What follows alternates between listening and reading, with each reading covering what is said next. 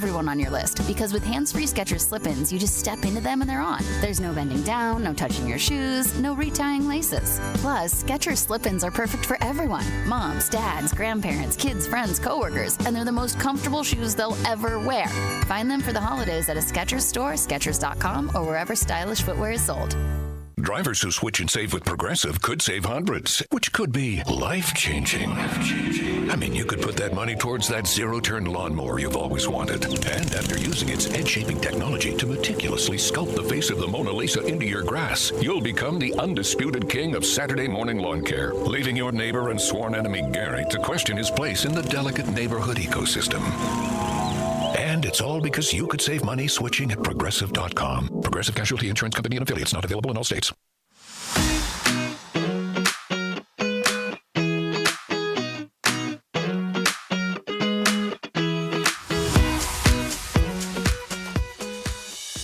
At the law offices of Guthrie & Brady, we are dedicated to providing high-quality legal services at affordable prices. Whether you're dealing with real estate transactions, foreclosures, or will and estates, our experienced team, including Mary Brady, the happy lawyer, is here to help. With over 50 years of experience, you can trust that our attorneys have the knowledge and expertise to handle your legal needs. Our comfortable and welcoming office, along with our professional staff, makes it easy for you to get the legal guidance you deserve. If you're looking for expert legal services you can rely on, contact the law offices of Guthrie & Brady today. Schedule a consultation and let us put our decades of experience to work for you.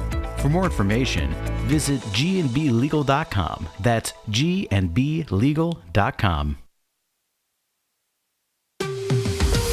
This is WRMN News. Hello, I'm Dennis Green. U.S. shoppers are expected to spend nearly $1 trillion this holiday season, a new record. News Nation's Mike Viscara reports. Online sales are driving much of the growth. Retailers expect online and other non-store sales to increase 8 to 9% and account for up to about $298 billion in total holiday spending in all. The country has less time to buy this year. The holiday shopping season between Thanksgiving and Christmas is 5 days shorter this year than last. However, inflation is expected to have an impact. Growth is expected to be between 2.5% to 3.5%. That's the slowest growth since 2018. If you still have to travel this holiday weekend, make sure you're prepared for wintry weather. News Nation's meteorologist Max Paris says northern and northeastern states can expect snow. We're tracking a lot of snow coming down through the Great Lakes region, and we are going to continue to see that all weekend long. So significant impacts with the biggest lake effect snow of the season so far. We have winter weather advisories, winter storm warnings, and where we're expecting the snow to really pile up considerably is in upstate New York, where we have lake effect snow warnings from Watertown to Buffalo down towards Erie. We're also tracking a burst of heavy snow on I-80. That's approaching State College, actually causing whiteout conditions where a snow squall warning was recently reissued. So we're tracking that closely.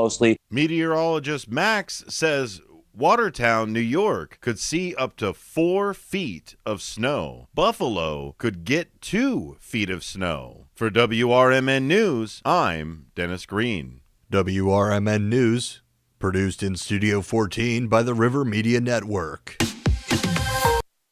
Attention restaurant owners, are you struggling with grease trap issues or bulk grease removal? Look no further than Hopkins Grease Company. Serving the greater Chicago area since 1947, Hopkins Grease has been the go-to company for grease recycling and maintenance, offering a range of specialized services for restaurants, big or small. From used cooking oil collection to grease trap cleaning, their full fleet of vehicles and dedicated team of employees ensures fast, efficient service in areas like Elgin, Crystal Lake, Algonquin, and Schaumburg. And they're not just a business. They are part of your community. As a family-owned company, Hopkins Grease is big enough to meet your needs, but small enough to give you personalized, friendly service.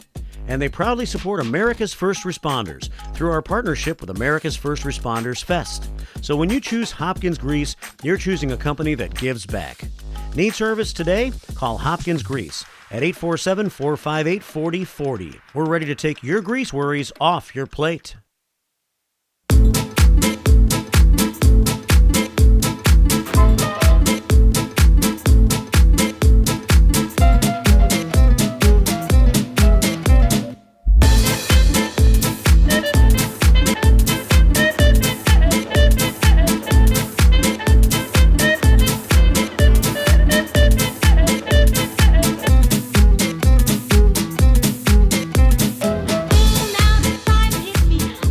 Hello, everybody, and welcome to Dino's Night Out. My name is Dennis Green. I am filling in for Dino, the man, the myth, the legend himself. He will be here back ready to go this week coming up. Thank you very much for being here with me today. I have a entertainment guru myself with me. I'm not one. I don't have the culture to ever pull it off. But, of course, man of about town and the talk of the town here on WRMN. I am joined by Matt McNeil. Thank you, sir. Hello. Thanks for letting me be on the show. I'm looking forward to this. Yeah, this is it. This is the first time I think you and I have hosted Dean's show, but I think you were on a segment or two last time we were doing it. So lots of great things that are coming out there. We want to thank the Arcada Theater. Go to oshows.com. That's OSHOWS.com. Thank you, Mr. Onesti, for helping us put on this great show here. If you go ahead and want to, go ahead and go over to that YouTube side of things. You can see some of the things that are going on right there. It is, of course, brought to you by the Arcada Theater. The Arcada Theater at 105 East Main Street in St. Charles. Find more information, like I said, at oshows.com or call 630-962-7000. That's 630-962-7000 for jumping in on there. We're going to talk about the different things happening this weekend and tonight. This is Dino's Night Out, where it is all about helping you plan your different night out that's there. Talk about the different people in the entertainment business, and also give you a little class, so that way when you do go out to a place, like say you've never been to a jazz club before, and you don't know that like stacking your dishes this way or doing it like that is the way to go. We try to take that very Emily Post type of position for there. When you talk to people in the different industries, Matt, because you do almost 1,000 interviews a year. If you really calculate it out, you do almost that. When you talk to people in different industries, especially in the entertainment industries, can you almost tell like if they're crew versus talent versus like in the front of house, back of house? Like, can you kind of tell a little bit? Oh, yeah, I definitely can tell. And an example would be the guest that I had on today. It was Frank Rose and Max Rice, I believe is his last name. They were from Point Two Productions in Schaumburg, and they're definitely lively, fun guys. They've been in the theater performance. Max is a character in the upcoming performance of Almost Maine. And then Frank is the director, but he also has been a character in some of the performances as well, too. And they're very bubbly. They're lively. We were joking around a little bit even before we were going on the air. So they were very lively people. And then, of course, I've had people who are behind the scenes. They're way more meticulous on things and more on the, not to say that people who are actors aren't organized, but very well organized on things that they talk about, really, especially when it comes to the behind the scenes. They're very technical. They come in with more notes. Yes. These are the 5 things that I want to talk about right here. And if you give me a 6th one, make sure you give me some leeway to get in there too. I noticed that with when we had Open Book, the show Open Book, and I would occasionally host it. A lot of the guests came on, had a lot of notes. So that was something I also noticed as well. The other thing that we're going to talk about as we go through the next 2 hours, we're taking you all the way to 4 o'clock today. But as we go through the next 2 hours, I also want to talk about just a little bit of movies and going out to the movies. There's a lot of people that spend this Christmas time or this holiday time off. So they go out to the movies in like the middle of the day and go see a matinee or go get some holiday shopping done. And then they're like, oh, well, the mall has a theater. Why don't we just go hit a movie and go over there? Do you see movies more in December, or are you like a summer blockbuster? I would say last year, once it got colder, I did see more movies. I actually, in the last year, I went to a movie. It was every Tuesday that I would go. And I usually went to the AMC in the Woodfield Mall area in Schaumburg. And that was usually when it got colder out. A lot of people were at the theater during that time because you're indoors, you're in a heated building, you have some nice food, you're getting all cozy and relaxed in the nice chairs. So I would say it's definitely prevalent more so during the fall and winter time. When I was in high school, though, middle school and high school, it was more prevalent during the summertime, I would say. Gotcha. So we're going to talk a little bit about budget movie night, what to look out for details for that, what kind of snacks that you can pick to kind of still make sure the kids are satiated and like they got something, right? Even if it's just a pretzel or if it's a small soda to split. Or when you take a date out, right? The classic dinner and a date. Or dinner and a movie date type of thing out there. We'll talk about that. As we talk about that, Matt will give you a few of the reviews that are floating around for some of the movies to go out there and watch, while I will also give you some of the etiquette that you need to make sure that you don't stand out, that you're not the jerk at the movies. Like sometimes people don't go as often, right? You turn around and you're like, okay, well, I haven't been to the movies in forever, and you don't want to just start kicking your shoes off and putting your feet up or talking real loud, shout at the movie, right? Because you know how I love talking at those horror films. I'm like, don't go in there. Are you so dumb? Yep. Or especially on opening nights. There's a lot of people that, you get a pretty big crowd reaction on opening nights of things. So we're going to talk a little bit more about that, different things that are moving through here. Thanks for listening on the YouTube side. Let us know how it's going. I had to reinstall some software over here. So if it's coming in loud and clear, Lima Charlie, go ahead and let us know in that comment section. That's youtube.com/@WRMN radio. We'll be back with more Dino's Night Out, talking about the great things to do in the wonderful Fox River Valley. More after this. if you are 50 years and older, you are welcome to join Elgin State Bank's sponsored movie days at Elgin Marcus Theater. It will always be on the second Thursday of each month. Doors open at 8:30 a.m. At 9 a.m., you will hear a very brief message from Sherry Aschenbrenner about upcoming senior events, and movies will begin at approximately 9:30 a.m. Coffee and a donut is complimentary. You can always call the movie theater hotline number of 847-888-7976 to find out what movies are playing each month. The cost is $3 if you are a member of Elgin State Bank, meaning you have an account there, and $5 if you are a non-member. And for more senior information, catch Sherry's Senior Showcase on the third Tuesday of every month at 9:15 a.m. right here on WRMN, AM 1410 and 96.7 FM.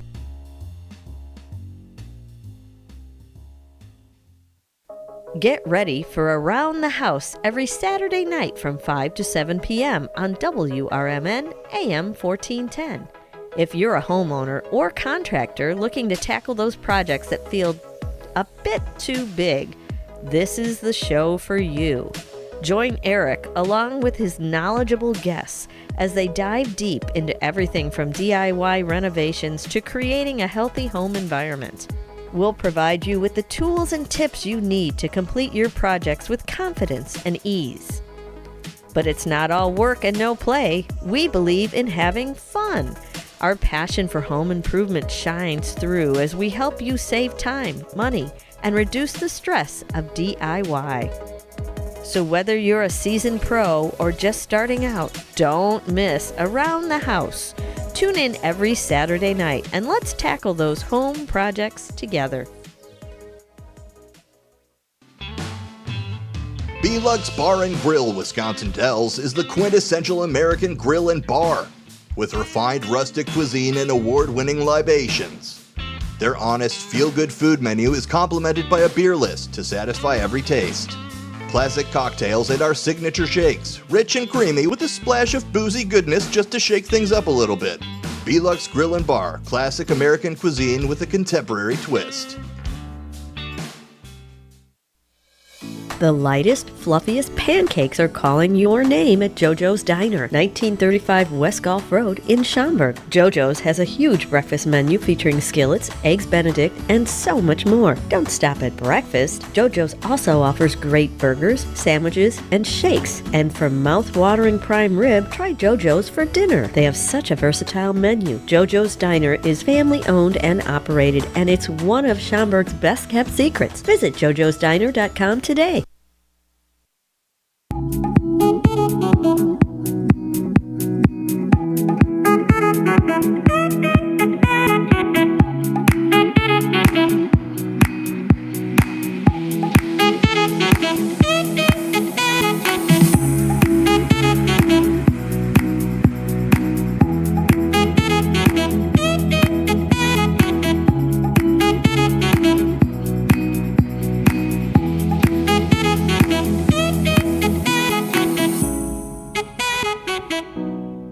Welcome back to WRMN. This is Dino's Night Out. My name is Dennis Sonar Green. I am taking over for Dino today with my good friend, Matthew McNeil. Thank you, sir, for being here. Thanks for having me on. People call you Matthew a lot, or is it just the parents?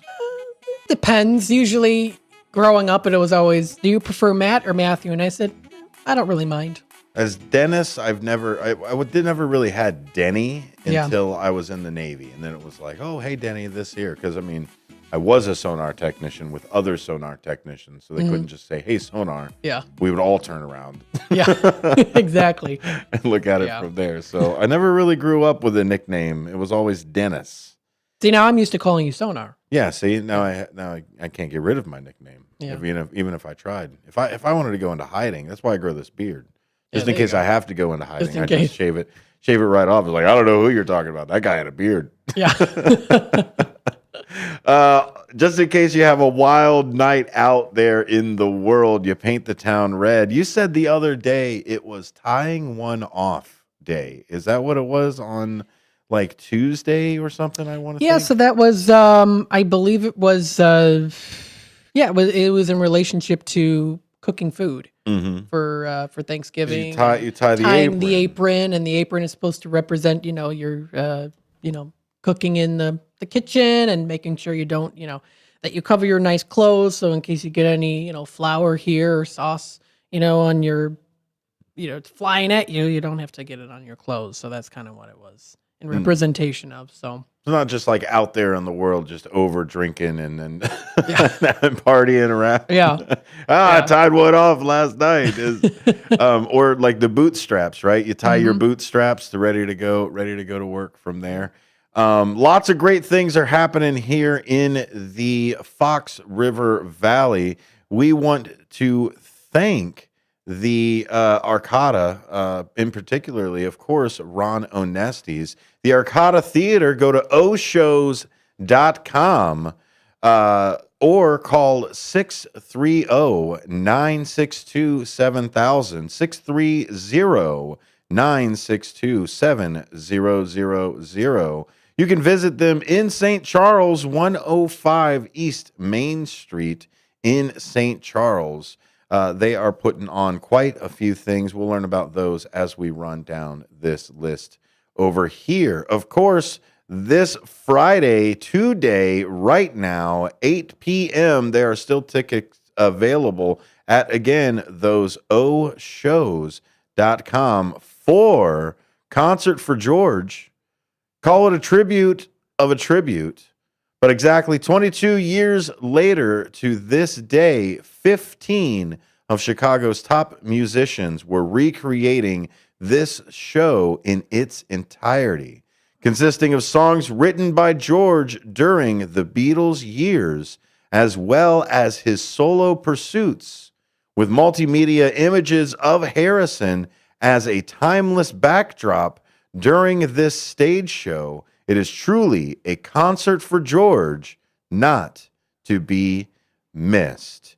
Now, this brings up a really cool point with this of listening to songs that were already recorded with people versus seeing a concert.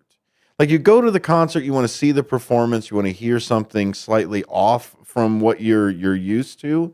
But I think there's a vibe of listening to a recording that we all are familiar with, as opposed to, oh, I watched him in this year, or I saw him in this, and did it from there. I think a thing like this of Concert for George and seeing the images and hearing some of these direct songs by George Harrison with his voice instead of somebody necessarily covering everything, I think has a different feeling to it. It definitely does. You get a warm and fuzzy feel. You get a feel of nostalgia. And the thing about this show, too, is it's called a tribute of a tribute because that's literally what it is. It's a tribute of a tribute. So George Harrison passed away November 29th of 2001, and they had a first anniversary celebration, one-off concert that was held at London's Royal Albert Hall. So it's a tribute to that. So that's why it's called a tribute to a tribute. So it's even better. Also, that's going on out there Friday, which is today, 9:15 p.m., Rookies Rock House. Over there at 95 West Main Street in West Dundee. You've got the lot opening up at 6:30 into Wolfram at 7 p.m. And then, of course, the headliner, you heard it, the rocking Chicago's Metallica cover band, Blackened, the ultimate Metallica tribute from Chicago. Look at that. There you go. That's got some great music there. I am absolutely sure. Absolutely. And you can find more information at rockhouse.com. It's the musical venue in West Dundee. Should be a good time for sure. I mean, the fact that you've got it back to back to back is pretty good. You get a little time to kind of, enjoy some, a good company as well there too. So that's pretty nice. So it should definitely be fun. You get a good list of some nice performance. Chicago's Metallic cover band, Blackened. So they've got food over at Rookies Rock House too, don't they? They do, yes. You can enjoy some pub-style favorites, some delectable delights, little finger foods, as I like to say, the appetizers, the start of the show to enjoy, and you can also enjoy some good drinks. But nothing beats also, of course, being together with family and or friends and listening to some good music, especially if you like the Metallic style of music too. So Metallica out there rocking and rolling for Taylor Swift's before Taylor Swift was around. Yeah. They were the top band right there. Listen to Blackened, the ultimate Metallica tribute from Chicago. Rookies Rock House tonight, 9:15. If you are into swinging some hair. Oh, by the way, too, I got to mention this too. So they do have, those are ticketed shows. So it's a ticket. It's $15. Included with the purchase of tickets to this event, you get 10% off at the Village Square in West Dundee on the night of the show. Really? Yeah. They must be right next to each other then. It's West Dundee, yeah. So they're very close to each other. Okay. Yeah. Well, heck, I don't know. What are we doing at 9:15? Yeah. Let's $15 deal. You're going to make that money back in just what you saved at that 10% off. That's over there. Yeah. So good. Rookies Rock House tonight, 9:15. Blackened, Chicago's Metallica's cover band. We've also got tonight Even Flow Music and Spirits, Friday tonight at 9. That's 302 West State in Geneva. This is what's happening over at Even Flow Music and Spirits. The Divas, Chicago's hottest all-new female-fronted pop cover group, performing the biggest hits from iconic divas like Aretha, Whitney, Beyonce, Lady Gaga, Her Highness Cher, and more. There you go. We got a lot of good things, and that's it's a cover is $10. It's a 21 up show. It's doors opening at 7:00, and then the show starts at 9:00. So that should be a fun time for sure for the hottest new all-female fronted pop cover group. Lots of great classics out there too. I'm sure that'll bring back some nostalgia, especially Lady Gaga, and well, I mean, you got different time periods here, kind of that you All can pop, enjoy. like Yeah. that happy type of radio sound. Pop for me really started popping off towards that early 90s with Rick Dees and the Weekly Top 40, or Casey Kasem was also still spinning at that time. So it's really neat to see somebody kind of bring some of that pop back to life. In the all-female fronted pop cover group, The Divas. Lots of divas that are out there. I don't think I've ever been considered a diva. Surely not. But I have maybe here and there occasionally, but And hey, there's going to be choreography included with this as well. oh, that's cool. The dancing and the singing, which comes together with any good pop band. That's out there. We've got just a few more minutes, so I'm going to tell you all about the other thing that's happening here in Elgin. That's the Elgin Public House is doing some karaoke tonight. That is 219 East Chicago Street. Karaoke at its finest. Come and be the next in-house sensation over at the Elgin Public House. That starts at 9, but of course, dinner is open before then. Go have something to eat, and I think they do this actually upstairs. Oh, really? Yeah, it's like a cool speakeasy type of feel to everything. Oh, that's nice. I like that. I like that speakeasy feel, and so that's at the Elgin Public House, karaoke at its finest. Again, I've never done karaoke before. I still have yet to try it out, so. The 217 Pub, that's the one that's just upstairs. So they've got the kitchen of the Elgin Public House downstairs, but then right upstairs, they've got that 217 Pub. I left a hat over there once. I wonder if they still have it. Okay. But great place. Food and beverages for that karaoke night start at 6:30. That's when you can actually get a good table, start sitting around. Maybe get a little lubricated for the karaoke that's there. That's a way to put it, yeah. Get ready to go for it. Hey, more Dino's Night Out coming up after this bottom of the hour. We want to thank the Arcada Theater. Ron Onesti's helping out with this show. Oshows.com's the place to go, or call 630-962-7000, 105 East Main Street in St. Charles. Hey, that's just down the road. Go ahead and visit them. You're listening to WRMN, the talk of the town. We'll be right back after this.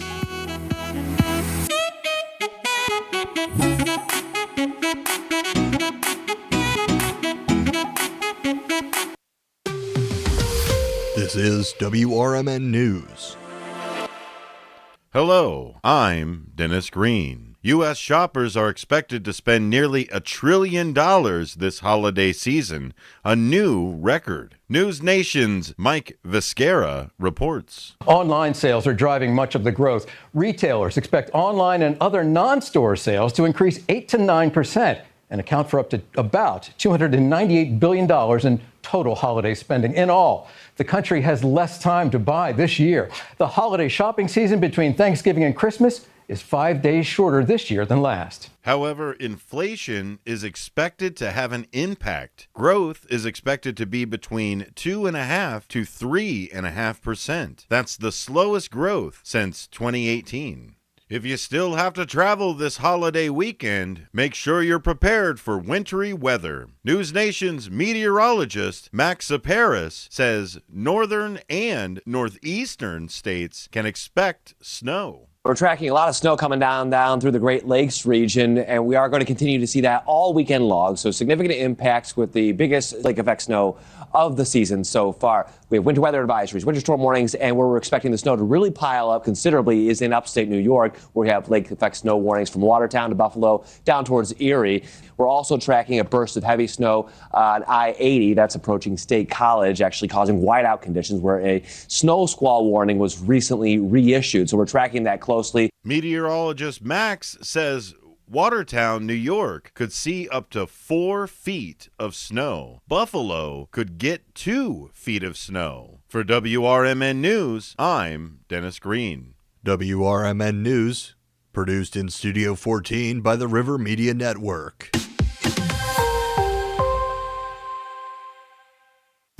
Businesses come in all shapes and sizes. Integrity doesn't. For more than a century, the Better Business Bureau has set the standards for how businesses should operate honestly and ethically. So when you're looking for a business you can trust, check to see who's BBB accredited and who isn't. Always choose the Better Business. Look for the BBB seal because it's looking out for you. That's why it's the sign of a better business. And find a better business anytime at bbb.org. Finding a reputable business shouldn't require luck or chance. But how can you tell who you can trust? Pro tip: the BBB connects people with businesses they can trust. So think of the BBB as the better. Check with the BBB first because better businesses are honest and commit to high ethical standards bureau. That's why they're better. Always look for the sign of a better business and find a better business anytime at bbb.org. Businesses come in all shapes and sizes. Integrity doesn't. For more than a century, the Better Business Bureau has set the standards for how businesses should operate honestly and ethically. So when you're looking for a business you can trust, check to see who's BBB accredited and who isn't. Always choose the Better Business. Look for the BBB seal because it's looking out for you. That's why it's the sign of a better business. And find a better business anytime at bbb.org. A dream that's been cooking for years, Maria's Little Italy in Sycamore is waiting for you to come and enjoy authentic recipes handed down for generations. Stop in and enjoy bruschetta, handmade focaccia bread, pizza, pasta, sandwiches, and more. Dine in, take out, delivery, or catering is all available. Go to mariaslittleitaly.com and see what you've been missing. From their family to yours, welcome to Maria's Little Italy, where food brings families together.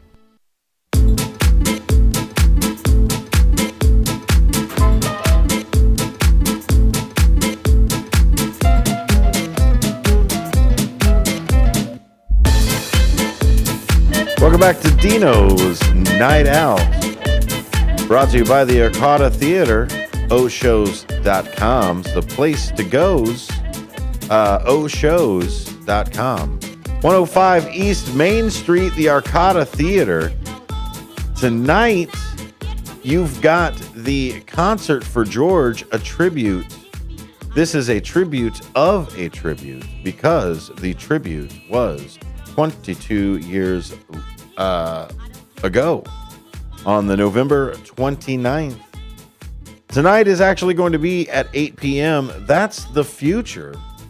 And that's tonight.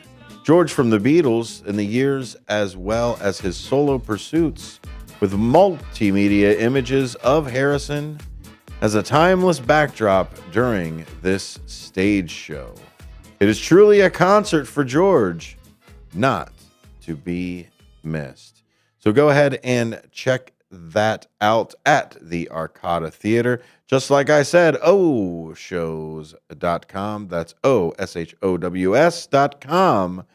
630-962-7000. 630-962-7000. So we just got done talking about the karaoke over at Pub 217 with our friend Matt McNeil, who has never been to karaoke. Nope. Do not believe this man. He has, I know he has something.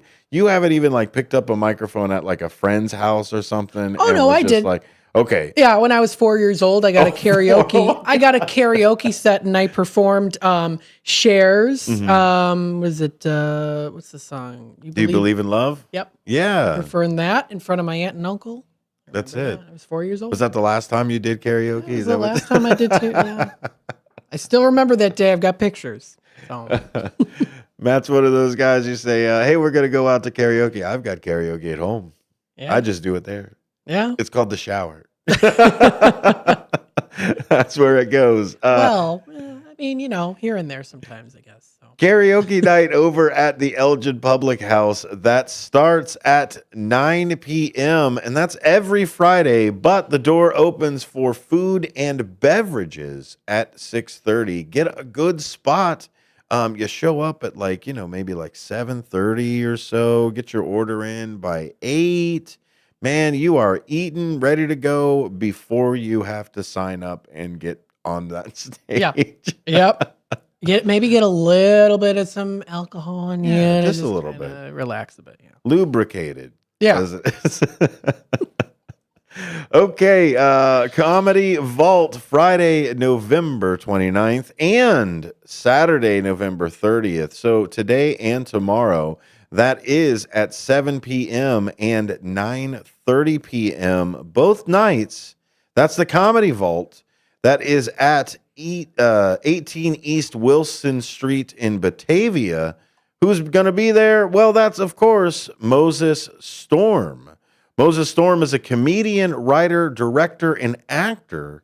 And as a stand-up comedian, his debut one-hour comedy special, Trash White, was released in 2022 on HBO Max. The high-concept special that mixes multimedia and deeply personal stories about growing up well below the poverty line is produced by Conan O'Brien.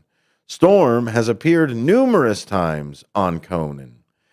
Storm regularly tours comedy clubs around the country. This show is 21 and up. So, viewer discretion and participation advised. Absolutely. Go to see a comedy show. Go to see one of them. It's really fun to just go out there and see live comedy. It's one thing to just flip on the boob tube and flip through Comedy Central or look at something as a special on Netflix. Mm-hmm. Go see something in person. The crowd work with a place is really where it takes the cake. And the Comedy Vault is no exception. 18 East Wilson, if you want to be over there to see Moses Storm, comedian and writer. This show's produced by Conan O'Brien himself. Wow. The tall, redheaded fella. Yep. Yeah. That guy, I was sad to see him leave the late night side of things. Yeah. But I'm glad he embraced the digital media. It's good to see somebody get through that. So checked out that, and you can find information at comedyvaultbatavia.com. That's the website to go to. You can find more information on the event description. You can even check out Moses Storm's biography and website there too. So sounds like a good plan. Again, viewer discretion advised. Oh, yeah. 21 and up. Hey, all the good times are 21 and up, including the times at the Arcada Theater. The Arcada, rather. Sorry, bit my own tongue here. Saturday, November 30th. That's tomorrow at 8 p.m. Of course, that's 105 East Main Street in St. Charles. You've got Devon Allman and Dwayne Betts present a celebration that brings together the finest names in blues, Americana, country, and rock to celebrate the timeless catalog of the legendary Allman Brothers Band. This year, the band and its epic cast will celebrate both the Dwayne Allman 1970s era and the 1990s comeback era, featuring the enduring songs and the art of the jam. Allman Betts Family Revival, the Arcada Theater, Saturday, November 30th, 8 p.m. You like the jam band type of stuff that's out there? I do. I Yeah? do. On an occasion here and there, I do like it. It gives a different vibe there, and yeah, I do. Yeah, it's kind of like Americana jazz is the Uh-huh. way I kind of look at it. If you look at like Fish, or if you look at Widespread Panic, or like some of just those jam bands out there. The Allman Brothers. The Allman Brothers Band was a great band that just hit and jammed and go forever. The Eagles, I would say, put in there, but they had a lot more structure to what they were doing. But I'll tell you, you take some Hotel California out there, you can put that up almost against any other jam band song that's out there. Get you Jerry to swinging. Garcia. Yeah. Go to oshows.com for more information on that. Let's go ahead and hit back to Rookie's Rock House. That's happening Saturday. We've got something else. We've got Imposters in Effect, the Beastie Boys tribute. Imposters in Effect, the #1 national touring Beastie Boys tribute group in the universe. Wow. And look, they're eating donuts. There it is. Yeah. I don't know what a music video that is. It might be Intergalactic or something like that. Fault Point opens up at 7. Then Killing Me Smalls at 8, with the Imposters kicking off at 9:15. I really love having a hat trick when you go and see a band or a group. It's not just the one headliner. You get some time to get up there, and you know what? You get some time to be a little fashionably late. Yeah. Just a little bit. That's all right. But don't miss the Fault Points. Get there slightly early. And when I mean fashionably late, I mean like 6:45, where you're sitting down ordering while people are going. They're getting ready. Yeah. Do you ever go to a place and just sit down for a concert or a show? What's your normal time frame for things? You show up an hour before to get eating? Do you eat when the first show goes? What's your normal cadence? I'm a little bit of a fashionably late type person. Okay. Yeah. First act's already in. Headliner's already 3 songs deep. You're already. It depends. I mean, really, the thing I do the most really is like if in terms of going out, to see a show, it's the movies. So, sometimes I'll skip a couple of the previews. I feel like lately the previews have been quite longer. They've been having more at the theaters lately, but that's kind of what I'd say is a little bit more on the fashionably late side. That's very true. We are going to talk a little bit of movies that are coming out. I'm looking forward to Moana. There's a couple other ones that are out there that we're looking forward to. Matt and I are going to talk a little bit about setting up a family trip to the movies, setting up a date night trip to the movies, and setting up what movies we should be going to go see and the etiquette once we are there. When we come back, we've got some more WRMN and Dino's Night Out right here. We'll be right back.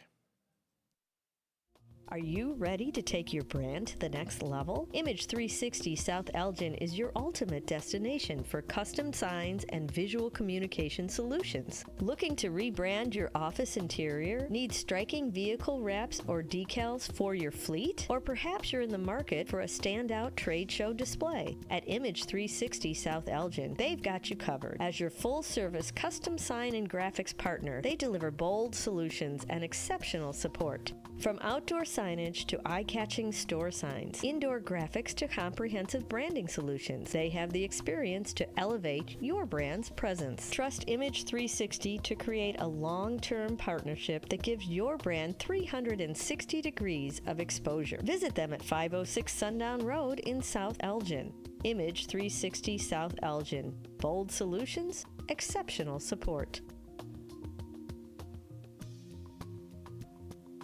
Tune in to Around the House every Saturday night from 5 to 7 p.m. on WRMN. Join Eric and his expert guests for a fun and informative journey into the home improvement and healthy living lifestyle. Whether you're tackling a DIY project or thinking about your home's wellness, we've got you covered. Say goodbye to stress and hello to solutions that save you time and money. Around the House every Saturday night from 5 to 7 p.m.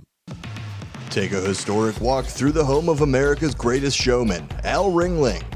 Located in Baraboo, Wisconsin, you can view the grand opulence on a guided tour, now hourly starting 11 a.m. to 3 p.m. Weekday tours begin on the veranda and on the weekends in the tap room of the Al Ringling Brewery. Behind the mansion, kick back and try a flight of craft beers and dine at this family-friendly stop. Visit alringlingmansion.com for more information.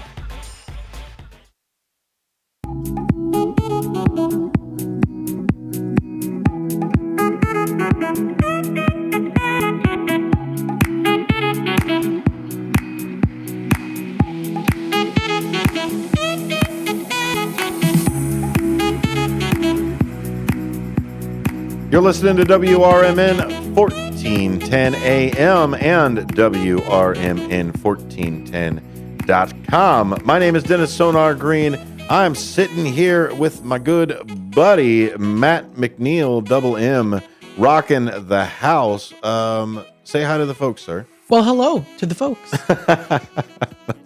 You ever get just shotgunned into something that's it's as an engineer side of it? Because I didn't come from like the host side and then moving over, and then you came from the production side of things. Yeah.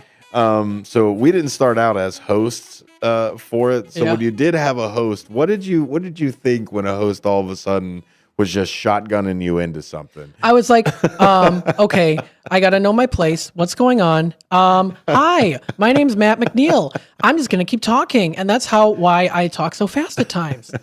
So that's there. Or they'll talk about something like, and that's the macro and microeconomics of the soybean. So, Matt, what did you think about that? And it's just like, well, it was great when you talked about the micro and macros of the soybean. I try to refer. Yeah. It's there. Though I don't mind talking. I don't mind being a part of the show. Just let me know when I'm there. Like, hey, by the way, you're going to be part of the show. Like, yeah, exactly. That's part of it. Go and be part of the show over at 105 East Main Street in St. Charles. That, of course, is the Arcada Theater. Go to oshows.com. Learn some more about that. We were just talking about the Rookies Rock House, where the Beastie Boys tribute band, The Imposters, is going to be kicking off at 9:15. But don't miss Fault Point at 7, followed by Killin' Me Smalls, sandwiched right into the middle. That starts tomorrow at 7 p.m., 96 West Main Street in West Dundee for Rookies Rock House. The other thing that's going on, we mentioned this place before, that's Even Flow Music and Spirits. Saturday at 9, that's 302 West State Street in Geneva, to remind you about Even Flow Music and Spirits. Yacht Rock time with the Yacht Rockettes, right? You got the Rockettes where they do the kick lines, and they've got all the Christmas cheer and things like that. Sometimes, look, can I get a Rockette with a margarita? Yeah. Like I can't. We'll get some eggnog and Rockettes. We'll get that when NBC lights their tree. Yeah, we'll get that. But maybe I just need like a little taste of summer, a little bit of some Margaritaville and some kick line. Yep. That sounds like a great time. Yacht Rockettes, the only female-fronted yacht rock cover band in the world. Sultry saxophone solos and all the iconic hits from the 70s and early 80s that you know and love. There is a 3-1 on Seal's Kiss from a Rose of being there. What? I didn't get that. Seal's Kiss from a Rose. I don't A understand. kiss from a rose on the grave. No, Seal? I'll have to play it for you Sorry. later. Yeah, I am not as culturally educated on things that are pre 2000s. I don't know. Michael McDonald, I'm sure, is over there as well. But check it out. That's tomorrow. Yacht Rockettes at Even Flow Music and Spirits. That's in Geneva, 302 West State Street. Everybody's got captain's hats.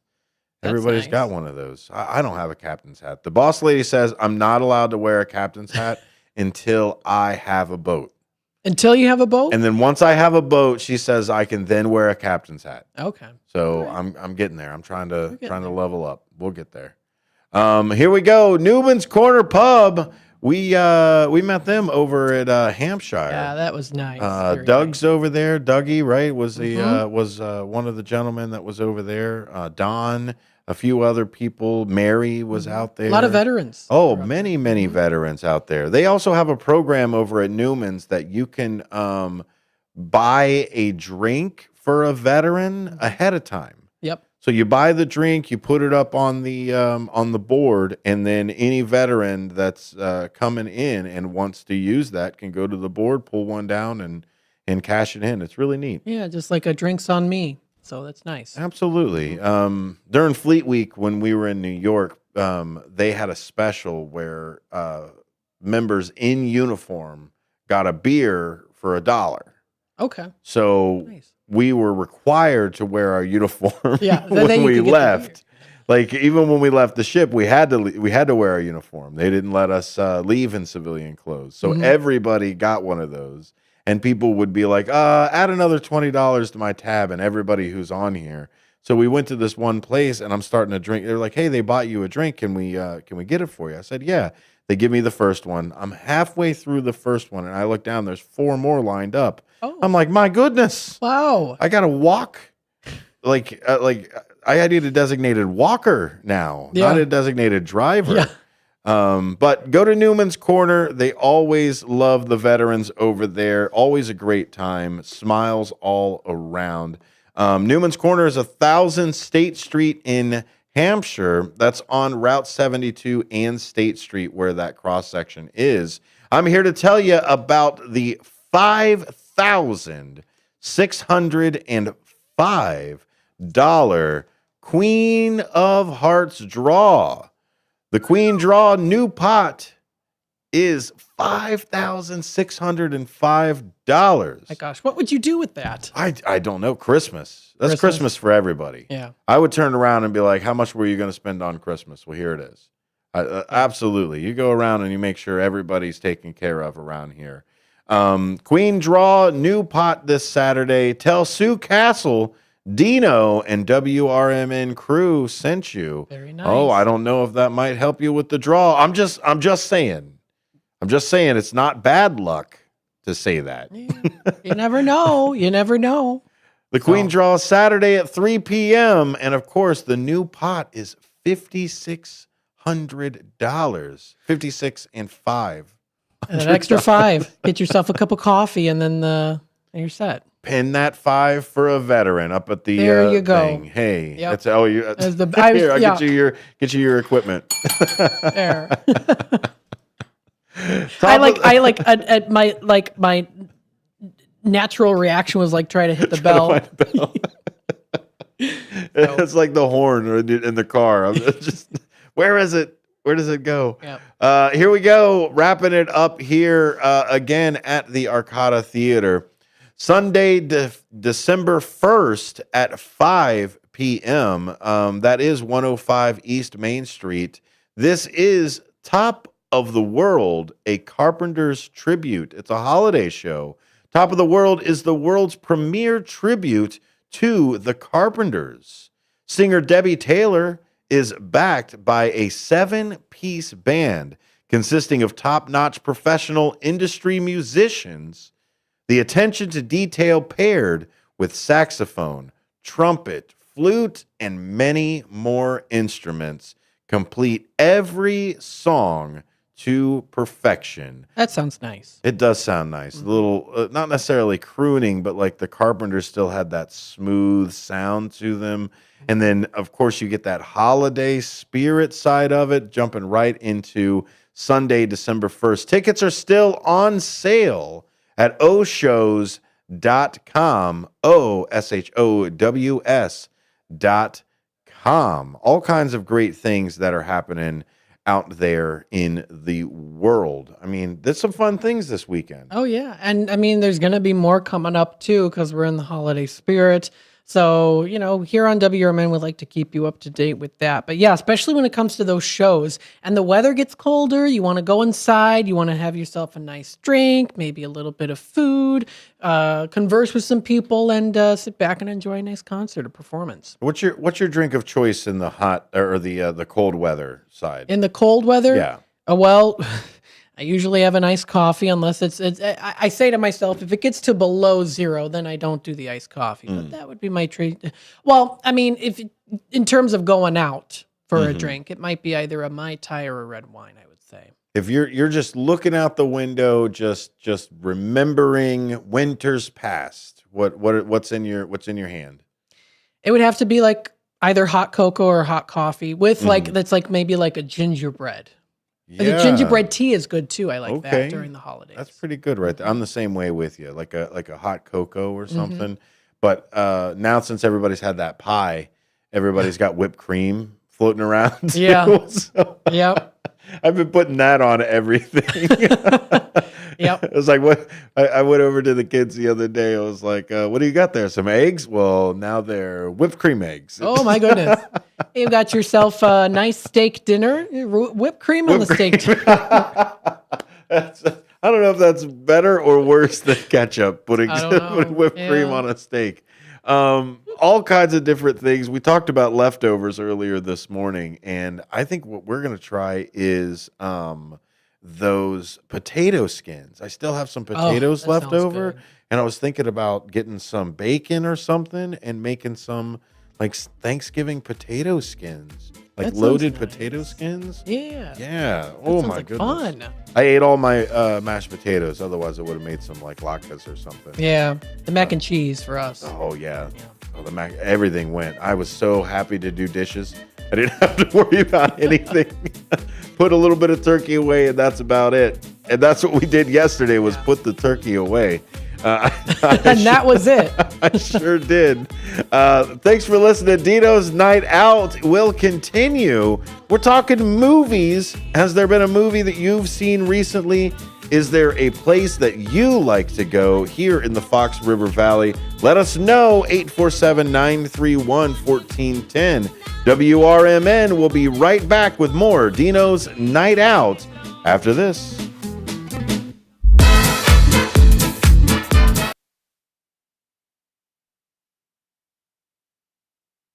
AM 1410. Starting at 7 p.m., join Court Stevens live from Studio 14 for the CD Showcase.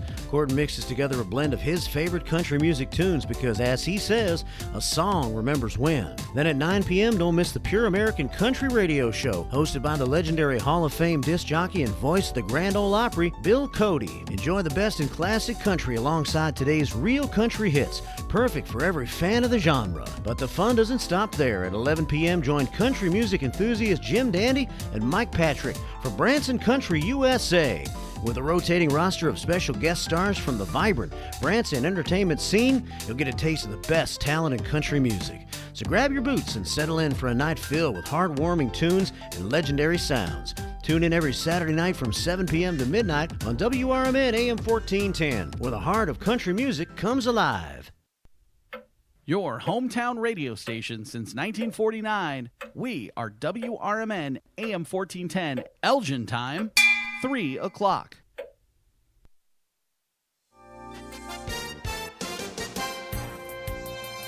With your 1410 WRMN News Flash, I'm Sean Kernan. Brought to you by Verizon. Naperville taking a step toward enhancing its cultural landscape with feedback from its public art survey. Residents showing enthusiasm for nature-inspired and interactive installations as part of the survey, while 82% would like to see public art outside of the downtown area. The city of Elgin calling on residents to mark your calendars for National Cookie Day, December 4th at the center of Elgin, located at 100 Symphony Way from 3 to 5 p.m. Bring your festive cheer and a letter to Santa because the first 50 kids will be treated to a free cookie. The Napier Settlement is holding its annual tree lighting ceremony on December 4th from 5 to 7 p.m. at 523 South Webster Street in Naperville. Santa is set to be there. There'll be delicious cookies and cocoa as well. And events get underway at 5:15. With your 1410 WRMN News Flash, I'm Sean Curdan.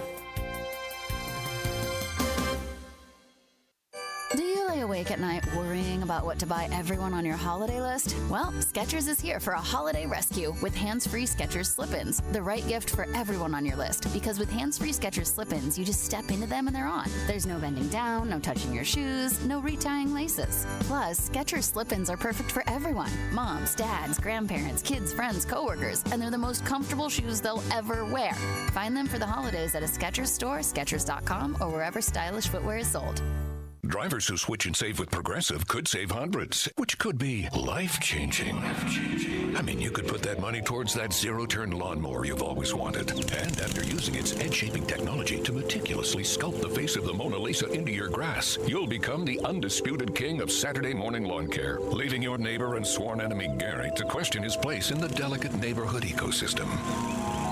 And it's all because you could save money switching at Progressive.com. Progressive Casualty Insurance Company and affiliates, not available in all states. Searching for a financial partner that truly has your best interest at heart? Join KCT Credit Union, where they're more than just a bank. They're a not-for-profit financial cooperative. KCT members are owners, meaning profits go back to you in the form of lower loan rates, higher savings rates, and fewer fees. Experience personalized service that puts you first. Become a part of KCT, where your financial well-being is their top priority. Visit kctcu.org. Each account insured up to $250,000 by member's choice. This institution is not federally insured.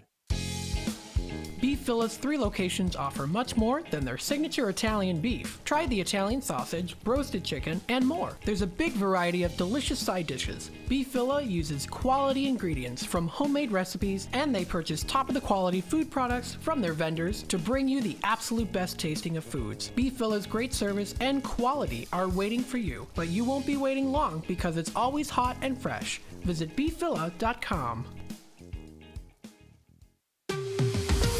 This is WRMN News. Hello, I'm Dennis Green. U.S. shoppers are expected to spend nearly $1 trillion this holiday season, a new record. News Nation's Mike Viscara reports. Online sales are driving much of the growth. Retailers expect online and other non-store sales to increase 8 to 9% and account for up to about $298 billion in total holiday spending in all. The country has less time to buy this year. The holiday shopping season between Thanksgiving and Christmas is 5 days shorter this year than last. However, inflation is expected to have an impact. Growth is expected to be between 2.5% to 3.5%. That's the slowest growth since 2018. If you still have to travel this holiday weekend, make sure you're prepared for wintry weather. News Nation's meteorologist Max Paris says northern and northeastern states can expect snow. We're tracking a lot of snow coming down through the Great Lakes region, and we are going to continue to see that all weekend long. So significant impacts with the biggest lake effect snow of the season so far. We have winter weather advisories, winter storm warnings, and where we're expecting the snow to really pile up considerably is in upstate New York, where we have lake effect snow warnings from Watertown to Buffalo down towards Erie. We're also tracking a burst of heavy snow on I-80 that's approaching State College, actually causing whiteout conditions where a snow squall warning was recently reissued. So we're tracking that closely. Meteorologist Max says Watertown, New York could see up to 4 feet of snow. Buffalo could get 2 feet of snow. For WRMN News, I'm Dennis Green. WRMN News, produced in Studio 14 by the River Media Network. If your idea of therapy involves a fishing rod, a tree stand, or a campfire, then you need American Outdoors Radio. Host John Cruz speaks your language, whether it's about the best lures, tracking game, or that one buddy who always forgets to bring the beer. John's got the tips to sharpen your aim, the hacks to pack lighter, and the stories to keep you entertained. Again, that's American Outdoor Radio with John Cruz. Saturdays at 7 a.m. on WRMN 1410. Or stream it at WRMN1410.com. Get ready to outfish, outhunt, and outcamp 'em all on American Outdoor Radio with John Cruz.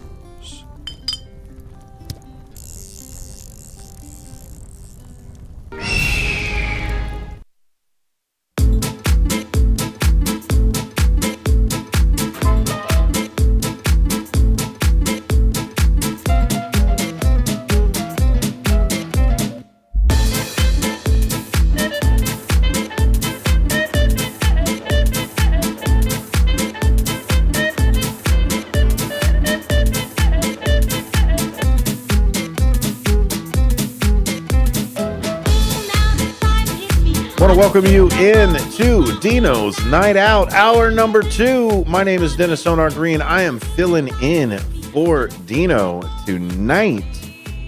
Great night out there. Lots of fun things to do. We just spent the last hour running some of those things down.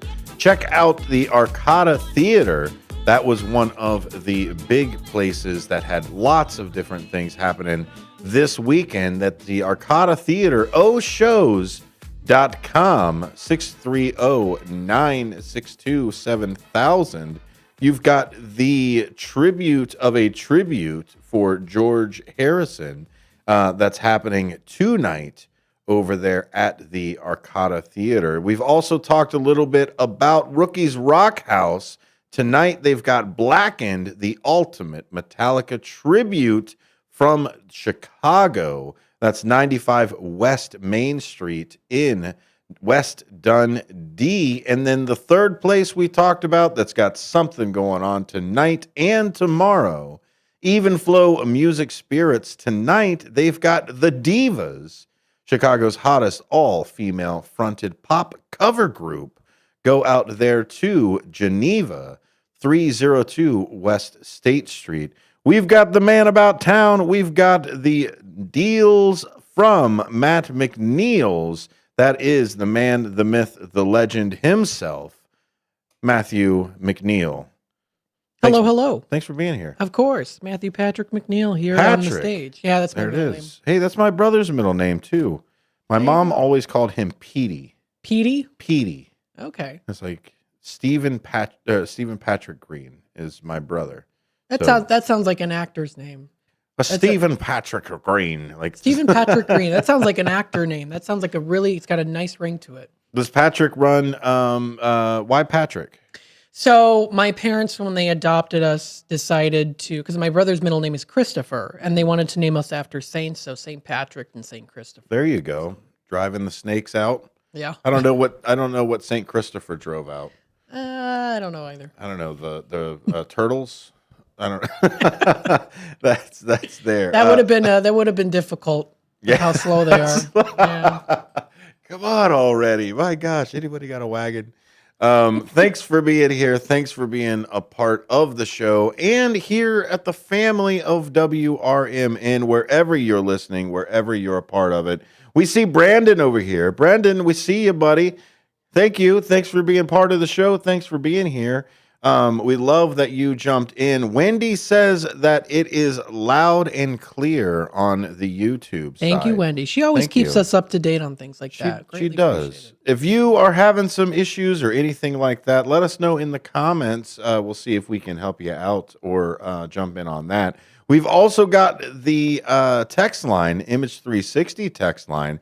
I forgot to actually pull that up. I should probably check that out and see who's saying hi over there. Oh, of course, Downtown Jose and Marky B both say hi to us right there on that text line too. My goodness, see, you miss some people out. You don't put it up there. Hey, do you want to get missed on the text line? No, I'm just joking.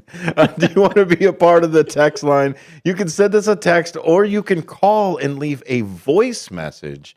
This is the Image 360 text line, 505-926-1410, 505-926-1410. Do you ever use the text line? You ever send anything over? I do. Yeah, I sent over. It was earlier. Yeah, it was today when we were covering. For Mark, we did, with the Penry Grove pictures. Yep. Oh my goodness, they were so good. I sent over also some pictures of our Toys for Tots. Yeah, let me pull that up real quick. We've got it sitting here. See, you set the new system and you try to put it together, and there it is. Boom. Yeah, Toys for Tots cart that we've got going on over here. This is an official drop-off site for Toys for Tots. Now through December 14th, to donate, purchase a new unwrapped toy for a child between the ages of newborn and 16 years of age. WRMN 14 Douglas Avenue, the studio right here that I am sitting in currently with my friend Matt McNeil here in downtown Elgin in the Fox River Valley. You can drop a toy off there. We'll put it into the cart, or you can drop it off at Guthrie and Brady Law Offices. That's 463 North Roselle Road. If you're over there towards that Schaumburg, Roselle area over there, and you don't want to drive all the way over here. I get it. I get it. It's sometimes you cannot visit beautiful Elgin every single day. Yeah. Like you and I get to see it. We're spoiled. Yeah, we're very spoiled. Spoiled West Siders, though. Yeah. West Side. Anyway, the First Responders Fest right there, 463 North Roselle Road, for Guthrie and Brady, drop off for the Toys for Tots, or come down here for Douglas Avenue. I once did a Toys for Tots event over at like a World of Beer, where we took the stage over and all of that. They made me play 45 minutes of acoustic guitar sitting over there. They made you They play made it? me play it. They said, you have to, for the children. Think of the children that are there. It was a great time. We had a lot of people that were that showed up. Dovetail Brewery helped us out. They're in Ravenswood, actually. Great brewery that was over there. And the problem is it snowed. It was such a blizzard that it was like 15 people that showed up. Yeah. And it was such a blizzard for everything. Luckily, the station had been collecting toys throughout the time. So we still had a good, I would say, 50 to 60 toys that we still donated. And the best part is all like 12, 15 people walked away with prizes, because we had enough to to do it for there. Were you stuck in the blizzard? Yeah, we were stuck there for a while. But you know what? Stuck at a World of Beer with people who own a brewery. You know what? There are worse places to be stuck. Yeah. I was going to say, do you drink more when you're stuck there? Like more beers than us? Or are you like, I got to be sober so I can drive in this horrible weather? Oh, no. If I'm going to drink at all, I already know how I'm getting home. And then I know a second way in case that way goes. And sometimes the second way is my own two happy feet. But, you do what you got to do to stay safe out there. I'm glad that everybody that's listening here made it home and are safe from Drinksgiving. Was another thing that we talked about Wednesday, about the night before. You had Bill Pellerinos on, DUI expert. Not that he's like an expert in getting DUIs, but an expert in a retired police officer that knows all about the issuing of DUIs and is actually a DUI expert witness. Yeah. So it was. What did you learn anything from when you talked with him about Drinksgiving? I mean, I learned a lot when he comes on and talks. I think it's interesting that people. I mean, it's things that didn't really surprise me. It's the holidays, and whenever that happens, people tend to reserve it as kind of like means of like, well, I'm going to drink quite a bit because it's a holiday. It gives them an excuse to do that. So, but in terms, to be honest, I can't quite remember everything you said. So. No, there's a lot of it is it's the largest drinking night. It's not even like New Year's or St. Patrick's Day or anything like that. The Wednesday before Thanksgiving, because you got to think about everybody's leaving from traveling all day. They're there Wednesday night so that they can check into a hotel or visit somebody or whatever. They finally, oh my gosh, I just got done driving 8 hours. I just got done flying 12 hours.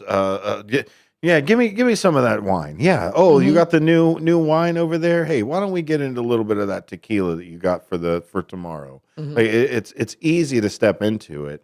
So every time that I know that I'm drinking out in the world, I always have something, whether it's like an extra couple dollars in my pocket to like wave a cab down, or because you can still call cabbies Like if you have cash in your pocket, you can still call a cab agency and pay them in cash. Or you know what? You say, hey man, you going my way? You see a designated driver with a flock of drunks. Hey, if I give you $20, you drop me off downtown or this over here. Or you get an Uber. An Uber, absolutely. So always have something. Always have a plan. It's one of those crimes. A DUI is one of those crimes that just isn't intentional. Nobody like puts on a ski mask and like gets the money bag ready and everything else, and then says, "I'm going to go drive drunk." Like there's no preparation to it. It's a you weren't planning, you didn't think you were that drunk, et cetera, et cetera. Yeah. So go back to the YouTube page to learn more about that. When we come back, we're going to talk about movies. There's lots of movies that are coming out. This is the end of the year where first off, the feel-good movies are coming out. They're not the giant blockbusters, but the feel-good movies are coming out. But then also some sequels to things. This is usually the time you start seeing that. We're going to talk a little bit about budgeting for both a family and for a date night. We'll also get into how to plan a little bit about that, what to prepare to go out. Like you go to see a concert, maybe you listen to some of the music from the band before you go see it, what to do to prepare for that movie, and of course, some movie etiquette. And then, Matt, you've got some great movie reviews that we're going to take a look at. I do, yes. We'll take a look at that, see what the folks out there are saying about these films. That's it. Stay tuned. More WRMN after this with some Dino's Night Out, being filled in by Dennis and Matt. We'll be right back after this. The Distance Social, your spot for great craft cocktails with meaningful conversation. Whether you're out entertaining a group or out for a memorable nightcap, the Distance Social is your spot for starting or ending the perfect evening. Located at 314 North River Street in beautiful East Dundee, Illinois. Go the distance and find your social at the Distance Social.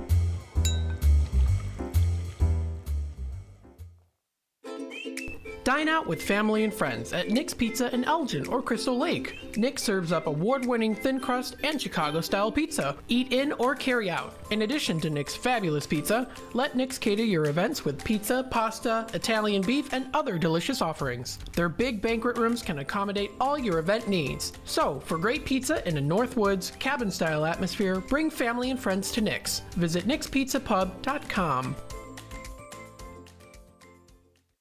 Theriault Booth, a leading local law firm, is located on the beautiful Fox River in downtown St. Charles. Here's Ryan Theriault. For better or worse, there are just times people need a lawyer. Whether you are involved in a work injury, in an automobile crash, selling a home, or even planning for your estate after your passing, we're here. We're local. We're part of the community. For more information, visit them on the web at tbfirm.com or give them a call at 630-526-4242. Political party poopers got you down? Shake it off and join me, Dennis Sonar Green, every weekday from 4 to 6 p.m. on WRMN for A Political Talk Show.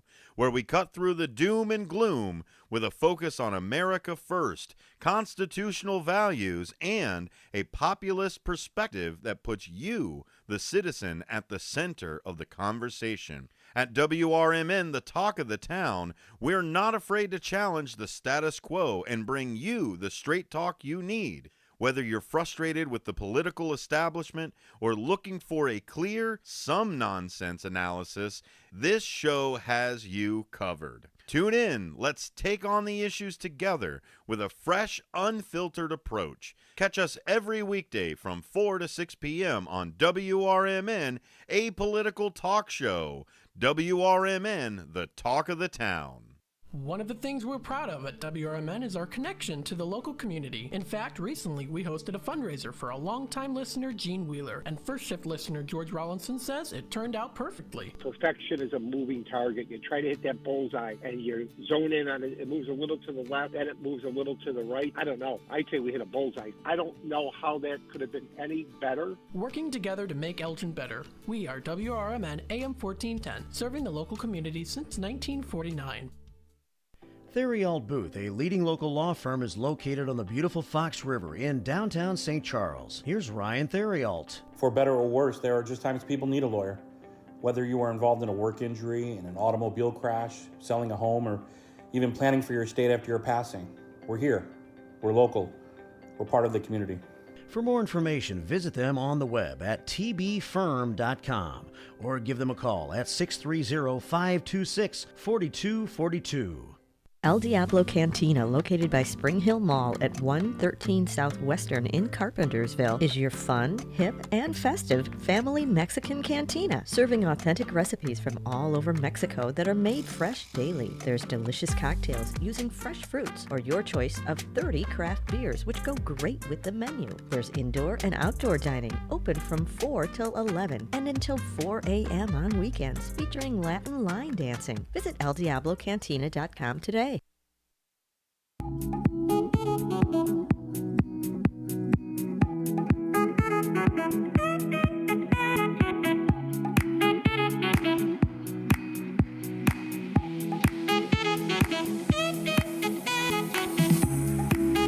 Welcome back to WRMN 1410. WRMN1410.com has all the information you need about WRMN. Check out the lineup, check out the host, check out some of those feeds and places that you can watch or listen to our content. WRMN1410.com is the place to go to be a part of WRMN on and off the airwaves. We've got Matt McNeil sitting in here with me, Dennis Sonar Green.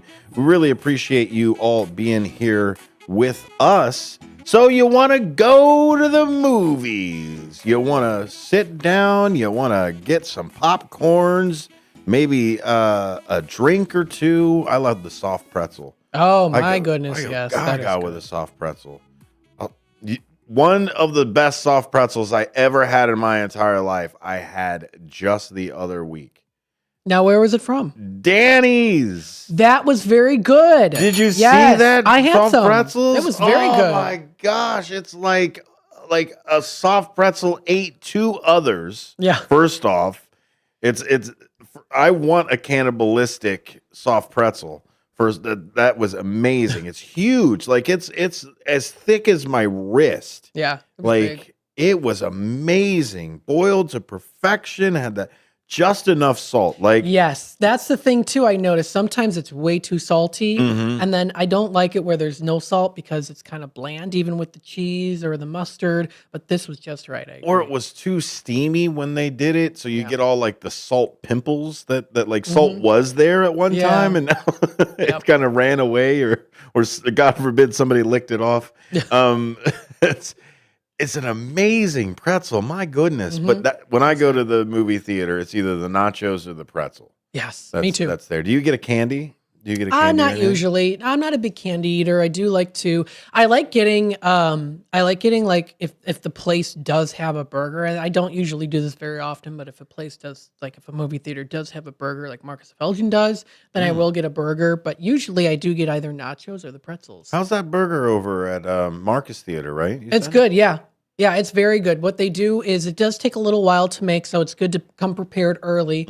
But you can get a burger, you can get anything you'd like on there. You can get drinks, so you can get alcoholic beverages, you can get wraps. I know they also do offer salads, and you can also get, they have fries on the side, so they have a nice crispy seasoned fries that you can get, which is really good. Ooh, that is good. You get the seasoned fries, you get a good burger over there. Man, you sit down and have dinner and a movie all in the same room. Yep. And I have to say, though, too, I never have enough napkins.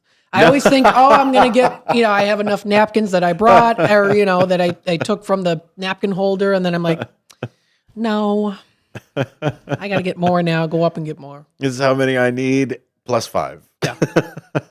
That's there. There's a bunch of different ways to plan a movie night because I don't think I ever get out of my house without knowing like where I'm going out into the world. Like even if it's like I'm just going to the front yard, like I know where I'm going. You don't wander around. So you got to plan. You got to get out there a little bit, especially if you plan on having some drinks. When you plan on having some drinks, you got to plan on the rest of it of what's going on. Whether you plan on doing that with a date or you're going to try to do that with the family, and you or the missus. Decide which one of you flip the coin. You say, well, I'm going to have the beer tonight is for this one. But there's a lot of different ways to get those discounts. Look for discounts of matinee showings. Yeah. The matinee is really good. That's usually the middle of the day, right? For the matinee stuff. Yeah. And especially like on Tuesdays, you can find a lot of $5 deals as well. Okay. Discount days. Many theaters offer the discounts for those specific days, like a $5 Tuesday or along those lines. Or if you are doing something with a family, kids specials. Yeah. Some theaters have reduced prices for children's movies.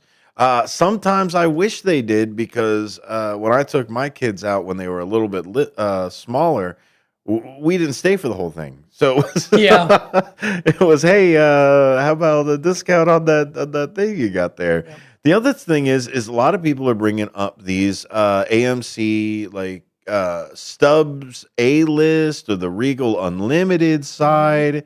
They're like, I think Fandango has one too. Yeah, they do. Like if you're really into movies, you can get a subscription.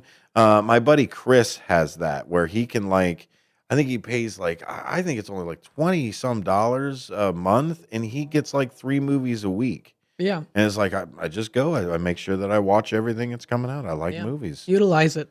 That's there. The other way to do it is to choose the affordable snacks too, like we were talking about. Don't go all the way with the large nachos. Maybe you just need the taste. Or like for me, like the burger is very occasionally. To be honest, probably once a year, once or twice a year, and then I'll get the popcorn, or sometimes I just won't get food. I'll just get maybe even just a drink.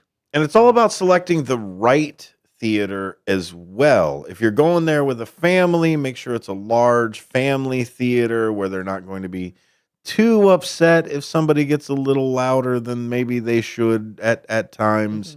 And then if you're looking for maybe that movie night side of it, the date night side, finding more cozy, find something that's maybe a little bit more, I guess, less commercial, more small business, more maybe 2 or 3 theaters instead of one of those larger AMCs that have, my goodness, like 15 or so. It's insane out there. When we come back, we're going to go a little bit more into planning of a movie, including what type of media should you avoid. We live in the world of information, and information about movies you haven't seen are called spoilers. Yep. So what to avoid, how to get out there, and a little bit of some etiquette to make sure that you're not ruining your time or anyone else's. And Matt has a couple of great movie reviews. Stay tuned. More WRMN coming back on with Dino's Night Out. I'm Dennis. That's Matt. We'll be back after this.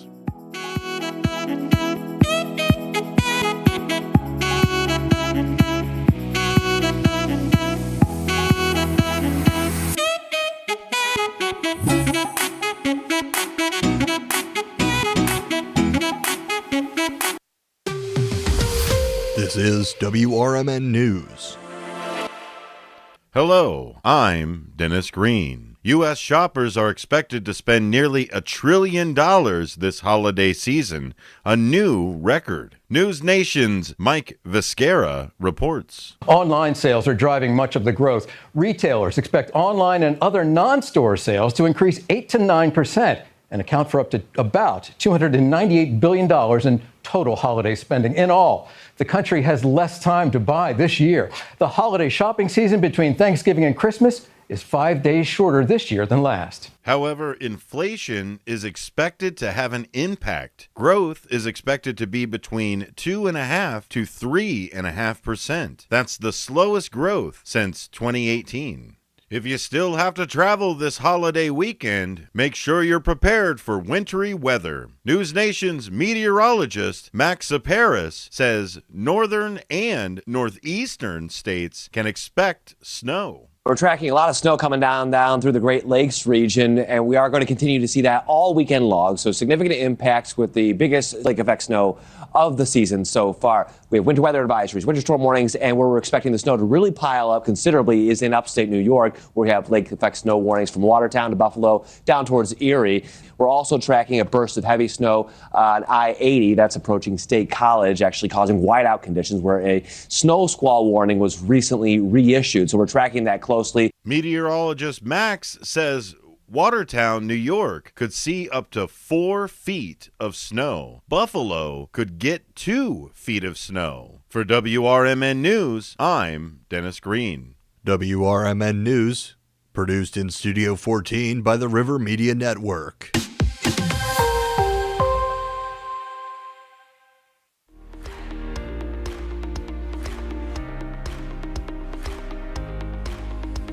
Ready to hit the ground running or walking? Welcome to Dick Pond Athletics in St. Charles. For over 50 years, we've outfitted runners of all levels with the best shoes, apparel, and accessories.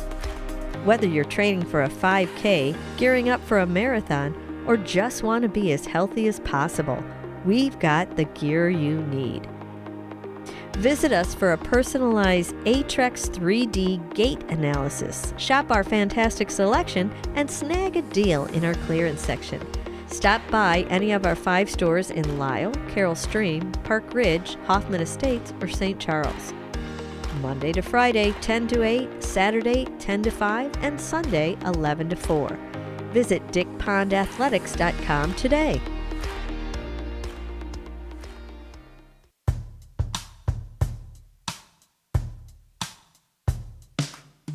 Want to feel your best and take control of your health? Tune in to the Dr. Bob Martin Show every Sunday from 1 to 4 p.m. right here on WRMN AM 1410. Join Dr. Bob for expert advice on nutrition, exercise, herbal supplements, mind-body medicine, and more. Get answers to your questions. Stay updated with breaking health news, and don't miss special segments like The Health Alternative and Outrage and Mystery of the Week. Whether you're looking for wellness tips or the latest in holistic healing, the Dr. Bob Martin Show has you covered. It's your weekly dose of health, Sundays from 1 to 4 p.m., only on WRMN AM 1410.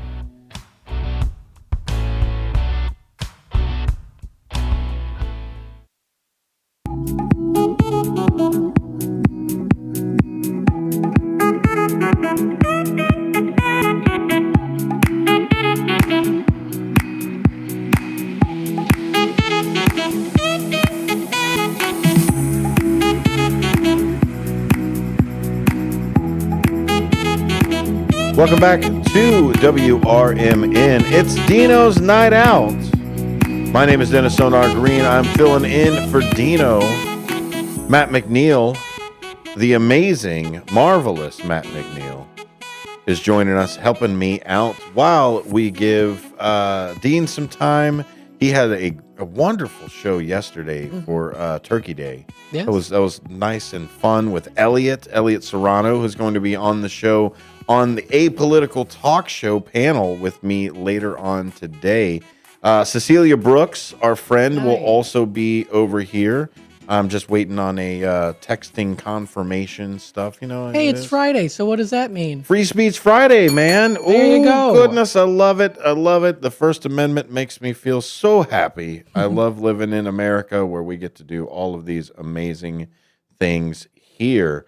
We're talking some movies over here, but before we get to that, we're going to jump to the phone lines. We got somebody waiting on the line. Hello, caller. Welcome aboard. What would you like to talk about? Good morning. Hello, madam. It's good morning to you as well. How are you going? We're doing really well. It's a little chilly over here, though. We got some flurries that somebody told me it was 0% precipitation. Yeah. And I don't know about you, but 0%, zero chance means no flurries. Yeah. I always say, you never know until it happens, or it doesn't happen. It doesn't. That's true. Are you getting ready for Christmas, madam? Yeah, I am. I've already started getting my goodies and filled up my freezers and lunch with the Christmas goodies and keeping them for then. And I was wondering, have you both seen the postcards yet? The postcards, yes. Yeah. Yeah. Matt read it out over the air just the other day. No, I didn't. Oh, I think not it was yet? Dean that did. Oh, it was Yeah. Dean that read it out. You read were it. going to read it Yeah, out later, Dean I was think. going It to, was and I yeah, forgot. Dean read it out. He read it out Thanksgiving. It was thank you very much for sending that over. We really appreciate that. He said he's going to put it on the other line, the 505, that one. Yeah, we're going to also put it on the website, I think, too. We've sent it over to Mike Patty, who's our webmaster, and they are going to put that whole scan up. We just got to scan it and digitize it. We really appreciate, especially something that you put together with your own hands. Yeah, I'm going to find some more about local ones about Warwick, though. I'm going to find some more and send them with Nene Rose's birthday presents, which I'll be sending soon. And I've already finished her birthday card. And I'm not having a good morning this morning. I haven't fed Pikachu yet. It's because my feet are swollen and puffy and they hurt. And it's 7:37 Saturday morning here. Oh, I hope it's a gorgeous morning for you, and say hello to Pikachu for us as well. The one question I did have for you is, for Christmas, did you ever leave out water or carrots or anything like that for the reindeer? Or was it just milk and cookies? Is it just milk and cookies for the big guy? I think I left out biscuits and milk for Santa. But I don't know if I remember if I left anything for the reindeer. I wish I did now if I didn't. We always did that growing up. Yeah, the All three of reindeer. them. Yeah. We had to start another tradition because our little girl was afraid that somebody was just breaking into our house. Like the big guy was just coming in whenever he wanted to. Uh-huh. And so we were like, look, there's a special key that we leave on the tree. And then on Christmas Eve, we make sure we put it under the mat. So that way the big guy Santa can come in that way. Yeah, We leave it there for him that night. He doesn't just barge into house. He does enough breaking and entering everywhere else. We wanted to make sure that he was spared the charges. Yep, exactly. So that was one of the traditions that we put together. Hey, if I don't speak to you, madam, have a fantastic Christmas. I will, but I saw a YouTube video once. Yeah. It was of a little girl. She was talking badly about Santa. Oh boy. You can't do that. That's one-way ticket to the naughty list. Her parents had raised her to think that he was coming into the house doing whatever he wanted. And yeah, like, he just comes in and leaves presents. He doesn't do anything bad. Yeah, he wasn't just coming in making sandwiches and stuff. He's not. Yeah. He's not rummaging through your things. No. Hey. He's not coming rubbing the jewelry box of mum and or anything, or the power tools of dad or anything like that. No. Exactly. Well, he does have everybody's address. I'm sure he knows when you're out of town and when you're. Yeah. He knows when you're sleeping. He knows when you're awake. He knows when you're on vacation. Oh yeah. He watches. Hey, thanks a lot, Derek. We really appreciate you coming on with us. You have a fantastic weekend. Okay. Okay, this little girl, she's only a few years old. She's probably no older than 5. I'm gonna have to look it up Even a now. little bit younger.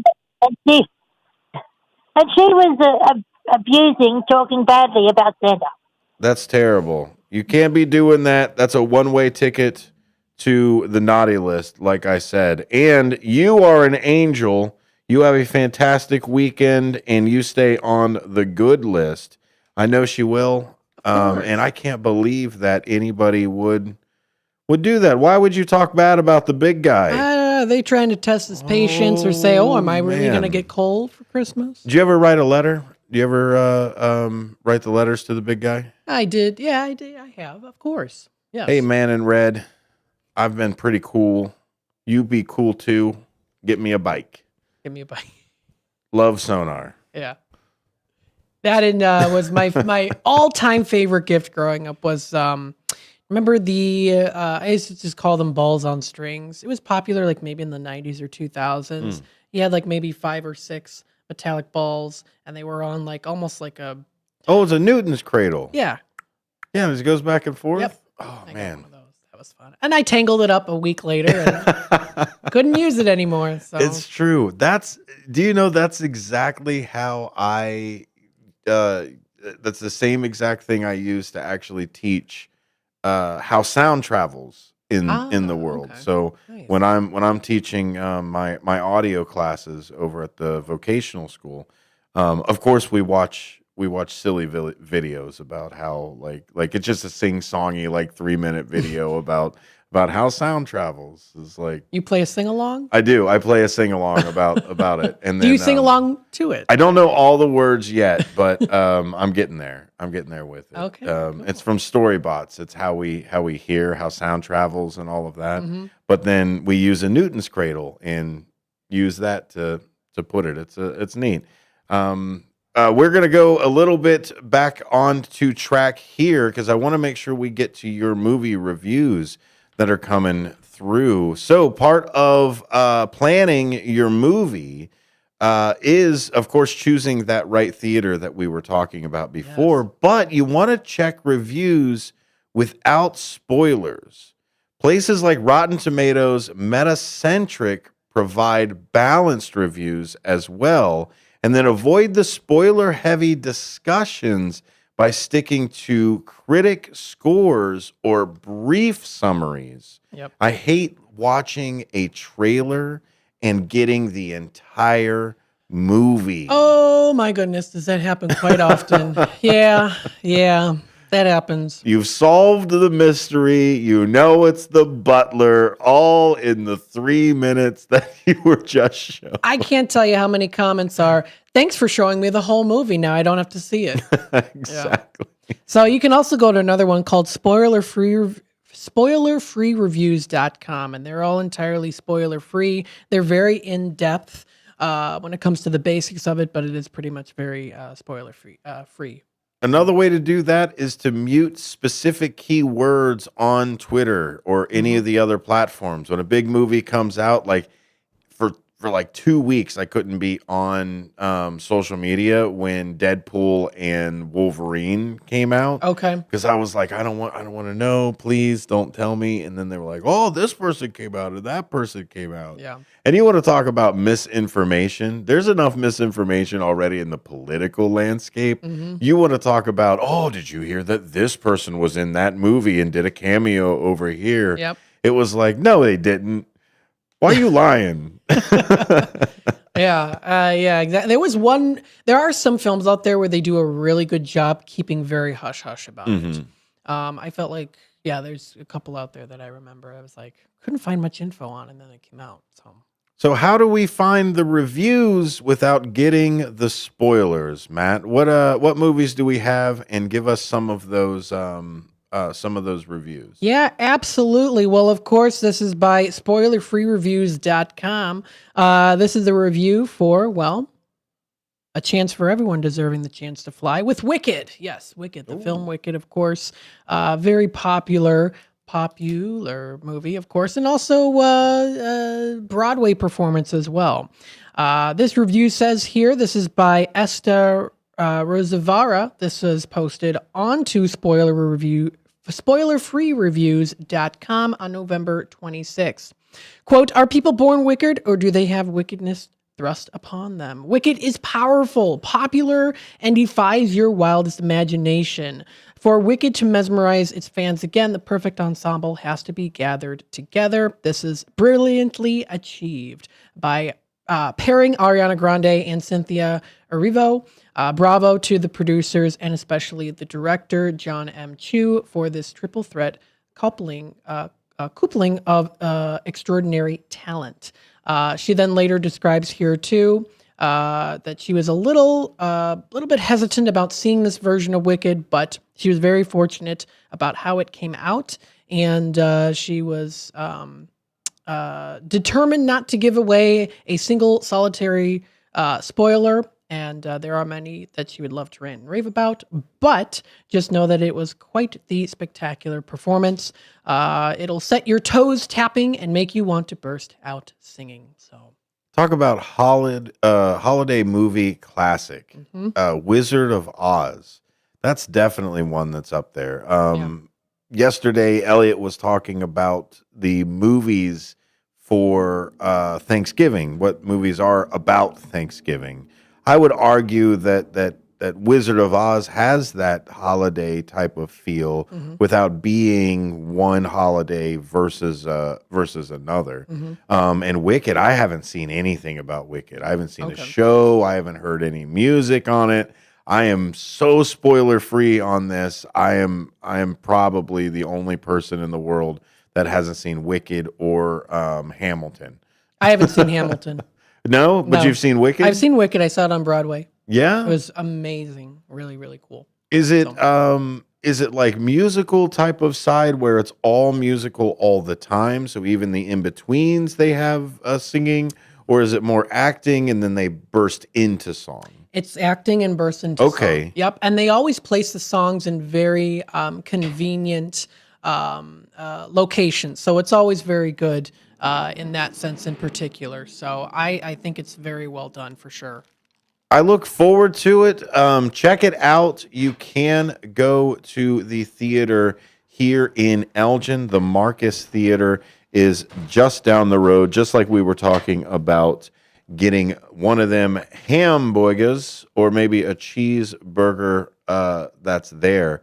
Part of being at the movies is to dress comfortably. Yes. As well. You don't want to necessarily suit and tie, and you also don't want to run around in your sweatpants and PJs. I mean, I guess you could. If any place in the world is like okay to go out in public in your pajamas, Yeah. I think a movie theater might be it. There's some other things to consider while you are going through some of the etiquette of movies. Arrive on time. People don't like watching, or some people that showed up early don't want to have to still stand up and readjust and move over. The other thing is you ain't gonna get a good seat if it's the really close to it. Do you have strategies for seats there, Matt? I think for me, what I like is, for me personally, I like sitting in the back, closer to the back. The only reason just being because then I can see the screen and see the entirety. There's been a few occasions where we got onto the bandwagon of getting the tickets a little late, and we had to sit up closer to the front where you have to look up and it's just at an angle and it doesn't get you the same feeling that you get if you're a little bit more in the back. Now, there are people who prefer to sit up front or sit in the middle, and then there are people who just prefer to sit in the back. I find it to be a little bit more comforting sitting in the back just because, again, I'm able to see the entirety of the screen. I don't feel like I'm too close to where I have to look one way and then look the other. Because of how wide it is, you can kind of just see it this way. You only have to turn your head a little bit. I like a little bit of head movement. I can't do the whole sit back and just have my eyes dart around for the whole thing. I like a little bit of jumping around. The IMAX, I have to sit in the back with it because otherwise I am doing the whole crane my neck around for everything. The other side of it too is all about the silence. So your devices. You also want to keep any conversations minimal and quiet. So it's, hey, do you want a soda? Things like that are really all you should be doing. I mean, I don't think you want to break down half of the plot in front of the rest of the, the people. Right. Yeah. And then when people, this happens almost every time I go to the movies, there's always someone that will have their screen on dim, but it's like, I can still see you. Yeah. You're still, I'm like, why would you do that? Why would you bring a smaller screen for one that you paid to go see a big one? Yeah. Like you're just there. Like, what are you? Are they usually people texting? Yeah. Yeah. Ugh, boo.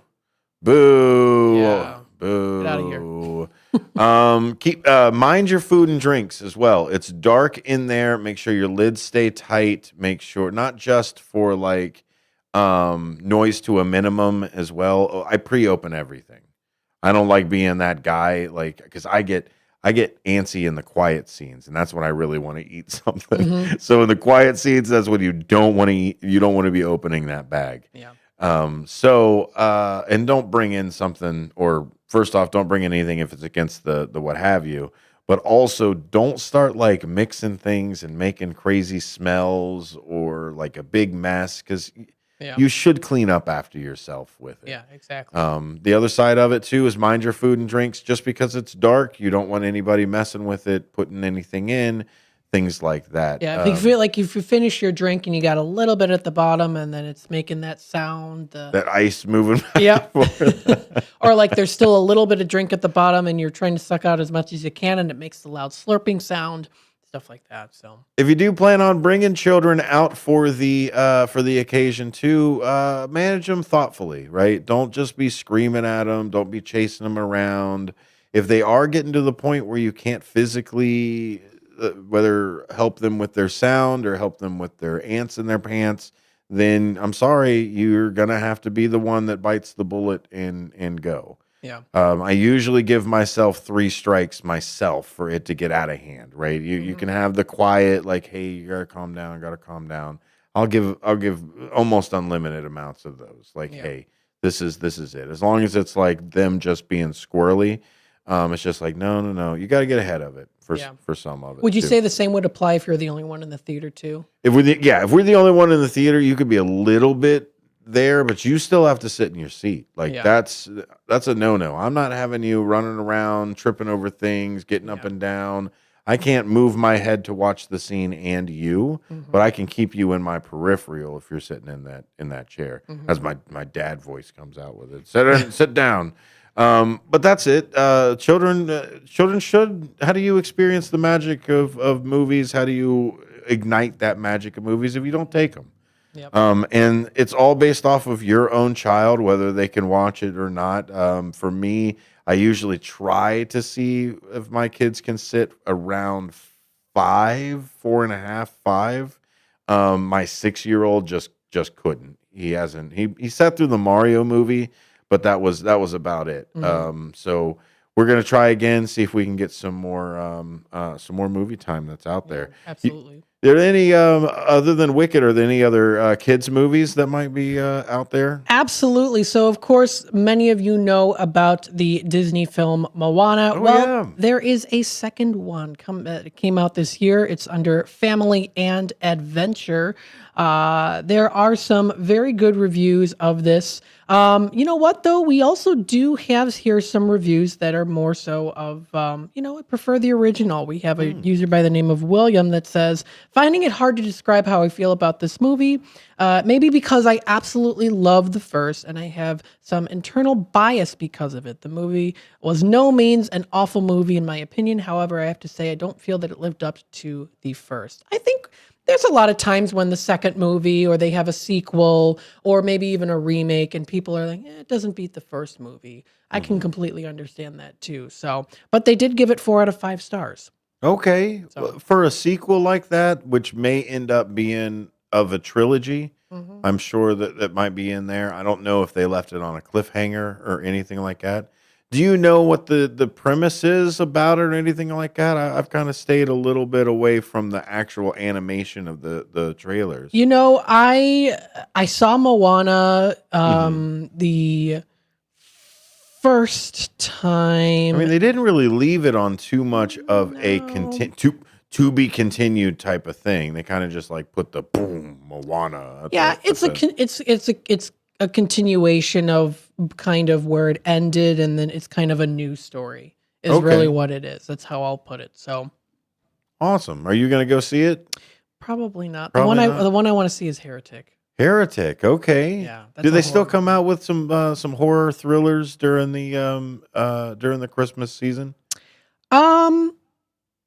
I would think so. I think so. Yeah, we were talking about Die Hard a little bit, right? Yeah, that's a thriller type of Christmassy side to it. So that's it. What's so special about the movie you're looking forward to? Well, to me, I'm a big A24 movie fan, and this one is called Heretic. It's about some 2 missionaries. They get into a deadly game of cat and mouse when they knock on the door of a man named Mr. Reed. Mr. Reed is played by Hugh Grant. And the thing is, though, I watched the trailer and it kind of spoiled some things. That's the only thing. So, but it looks interesting nonetheless because I do find A24 movies to be quite fascinating. They're usually unique in and of themselves. And it's a movie that tackles a lot about questioning things in life, which I am quite interested in philosophically there and stuff like that too. So I think that this movie looks pretty good. It actually did get a 91% on Rotten Tomatoes. Really? And also there's a YouTuber I watched named Mr. Gigi, and he does a lot of film reviews, and he usually criticizes a lot of it, but he didn't criticize this film. So I thought this definitely seems like a good one. I would like it to enjoy. Fun times right here on WRMN. Hey, thanks for sitting with me for Dino's Night Out. Thank you for having me. I enjoyed it. Yeah, it was fun. We're going to get some movies in, get some movie talking in. I cannot wait to go see some myself. Hey, get out there. Enjoy the season of not just joy and stage entertainment. The silver screen's still out there. Lots of people still trying to get that end of the year, maybe the Emmy type of side to it. Hey, thanks for listening. Keep it up here on WRMN. A Political Talk Show will be on right after the top of the hour. Join me and a panel of political analysts and nerds, political nerds and regular nerds, talk about all of the different news stories of the week. Thanks a lot. We'll be right back. Over the years, you've brought them into your home. You were prescribed opioids after the C-section, when Dad injured his back, when your basketball star tore his ACL. Opioids helped with the pain, and you held on to them just in case. But did you know holding on to unused opioids puts your family at risk? Opioids are powerful pain-reducing prescription medicines, but most people who are prescribed opioids don't finish their prescriptions. So millions of unused opioids are sitting in homes across the country. And tragically, more than 100 Americans die every day from overdoses involving opioids. What can you do to protect your family? Remove the risk of unused opioids from your home. Pills, patches, or syrups in drawers, purses, and cabinets, anywhere they might be hiding. To find out how to dispose of them properly, visit www.fda.gov/drug disposal. Your hometown radio station since 1949. We are WRMN AM 1410, Elgin time, 4 o'clock.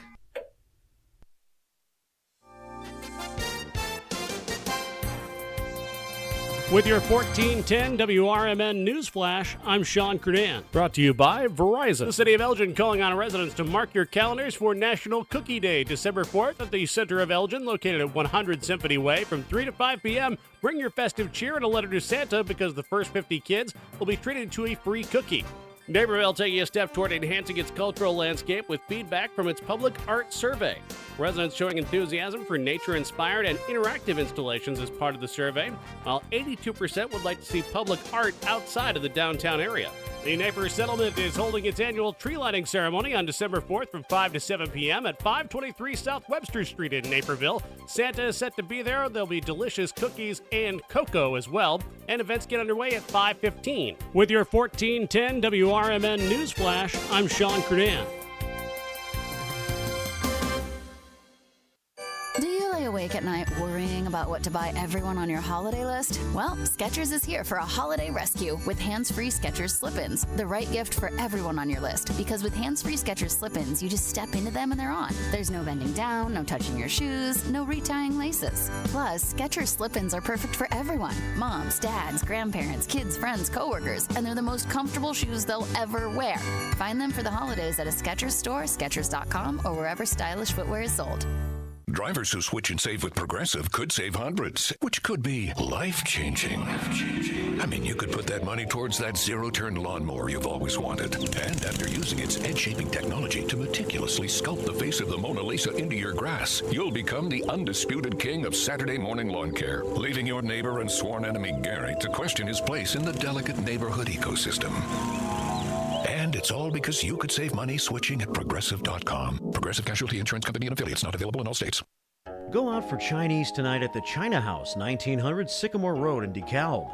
Enjoy a platter for two, which includes Shanghai shrimp rolls, beef teriyaki, crab rangoon, spare ribs, as well as chicken wings and shrimp. The China House also offers all Chinese favorites, as well as sushi and hibachi, plus American food and ice cream. Try seafood, beef, chicken, sushi, and more from their most popular buffet items. Let China House tempt your taste buds. Call 815-748-0032. WRMN says thank you to all of our local veterans, like Jerry Christofferson of True Patriots Care. We had the 1,700 flags up across from the wall. That's how many POWs and MIAs from Vietnam are still missing. Plus, we do veterans and first responders funerals. Yeah. And so if you ever drive by a funeral home or a church or a cemetery and you see the flags, you know a soldier died today. Go to TruePatriotsCare.com for more information. And veterans, thank you for your service to our country. This is WRMN News. Hello, I'm Dennis Green. U.S. shoppers are expected to spend nearly $1 trillion this holiday season, a new record. News Nation's Mike Viscara reports. Online sales are driving much of the growth. Retailers expect online and other non-store sales to increase 8 to 9% and account for up to about $298 billion in total holiday spending. In all, the country has less time to buy this year. The holiday shopping season between Thanksgiving and Christmas is 5 days shorter this year than last. However, inflation is expected to have an impact. Growth is expected to be between 2.5% to 3.5%. That's the slowest growth since 2018. If you still have to travel this holiday weekend, make sure you're prepared for wintry weather. News Nation's meteorologist, Max Zaparis, says northern and northeastern states can expect snow. We're tracking a lot of snow coming down through the Great Lakes region, and we are going to continue to see that all weekend long. So significant impacts with the biggest lake effect snow of the season so far. We have winter weather advisories, winter storm warnings, and where we're expecting the snow to really pile up considerably is in upstate New York, where we have lake effect snow warnings from Watertown to Buffalo down towards Erie. We're also tracking a burst of heavy snow on I-80 that's approaching State College, actually causing whiteout conditions where a snow squall warning was recently reissued. So we're tracking that closely. Meteorologist Max says Watertown, New York could see up to 4 feet of snow. Buffalo could get 2 feet of snow. For WRMN News, I'm Dennis Green. WRMN News, produced in Studio 14 by the River Media Network. As the Elgin Police Department continues to participate in the Distracted Driving campaign, they wanted to share some tips from the National Highway Traffic Safety Administration website regarding safe driving.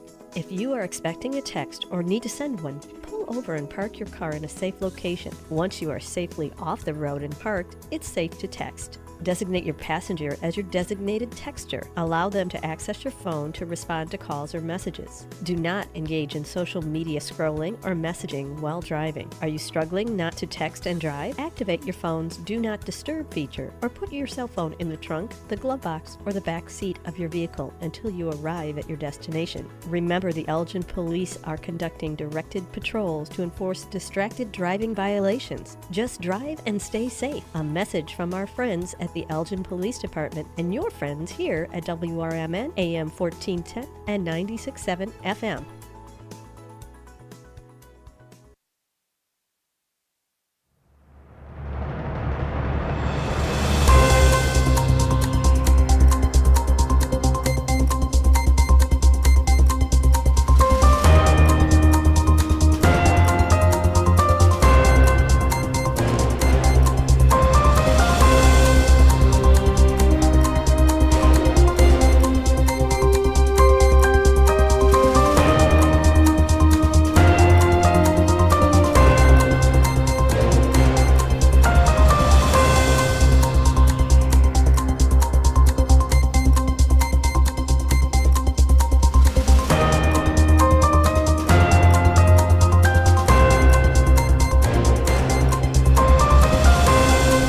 Hello, America, and good day to our friends around the world. This is a political talk show right here on WRMN. This is my normal show, the shift that I normally take over. I'm glad that I didn't call it something different like First Shift or Dino's Night Out or Out to Lunch. I think I was the only one I didn't have to cover. That was here. But thank you all for listening to us here at WRMN and letting me jabber at you. I really appreciate that. I really like making sure that some live radio happens here and is facilitated like a ringmaster, giving you a chance to jump in and out of the conversation. Joining us now for a conversation going all the way to 6 o'clock this evening, that would be, of course, our great friend, Elliot Serrano. Thank you, sir, for being here. I'm always happy to be here. Thank you for having me. Out to Mr. and Mrs. America and all our ships at sea. When you did the Hello America, that's the first thing that jumped up into my head. Yeah. Thanks, Matt. I really appreciate it. But yeah, you've been all over today. You've been like I turn on the radio. There you are. There I am. And then come back. Go walk the dog. Come back. There you still are. That's it. Well, and it's because we want to make sure that we service the listeners first off. We got to make sure that we're not just putting in canned programming when we can have somebody driving the ship. Yeah. Really like that first off. And the other side is of why you have somebody fill in, because you want the people that normally do this to feel like they are able to have their time with their families and things like that. We're starting to do some rotations for some of the holidays for things. Yeah. So maybe I'll get to listen to Marky B and Matt McNeil do a political talk show. That'd be fun. I'd like to listen to that. That would be fun. Maybe we send some topics over though. Just don't put me in charge of it. Do not put me in You charge wouldn't of handle it. the panel on that one? I had to handle it, but then they wouldn't be able to talk. They'd be like, wait, did we get to say anything? Yeah, you wait your turn. Hold on. After the break, and then 2 breaks later. Let me tell you about the U.S. economic systems in 1947. Hey, No, I get out of my head. No, I get it. This is a political talk show for nerds about politics and just nerds in general. If you get the phrase, so this is how democracy dies, with thunderous applause, then surely this is the right place for you. I understood that reference. That's what I mean. See, welcome in. Welcome in. We need to make that like a drop. Padme Amidala. Oh, so this is how democracy dies. Yes, every once in a while you vote in a Jar Jar Binks, and we all have to.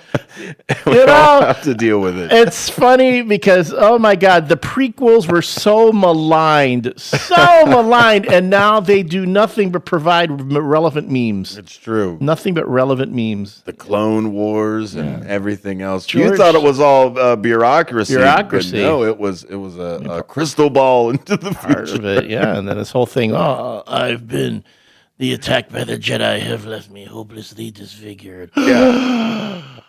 Oh, that's a great makeup job you got there, Palpatine. Mm-hmm. All even without the bandage on the ear.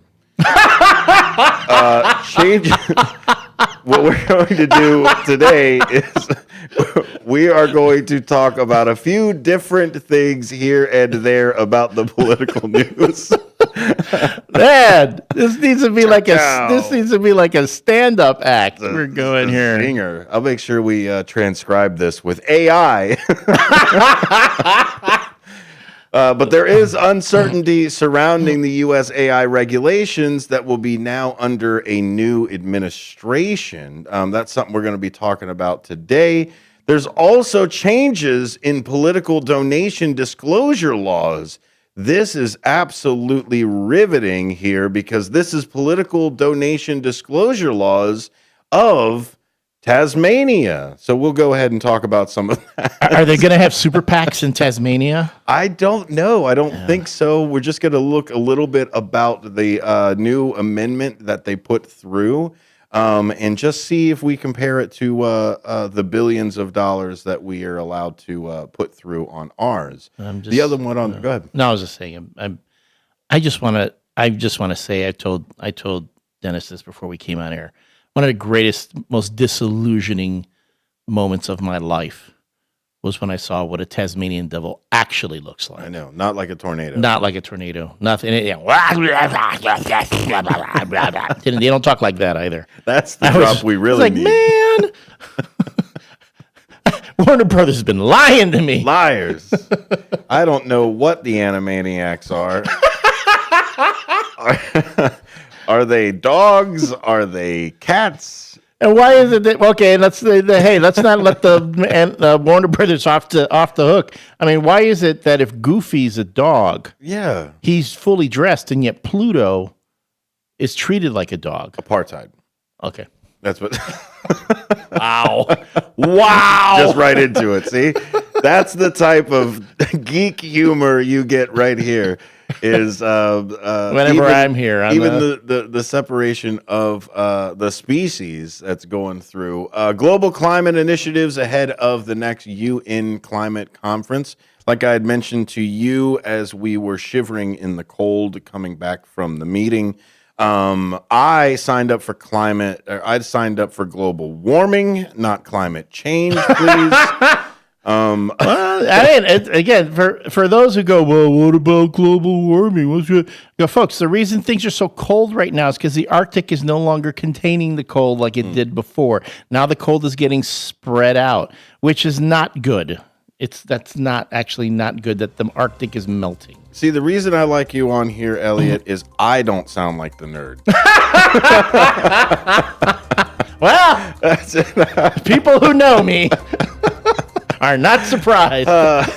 Those are the headlines. Those are the panels. Those are the different things that Elliot and I would like to talk about. If you've got something you want to talk about, jump into the phone lines. This is Free Speech Friday on Apolitical Talk Show, where we'll let you in and derail the conversation, just like my buddy L Train over here, as we pull levers and push buttons to keep us on track for the news.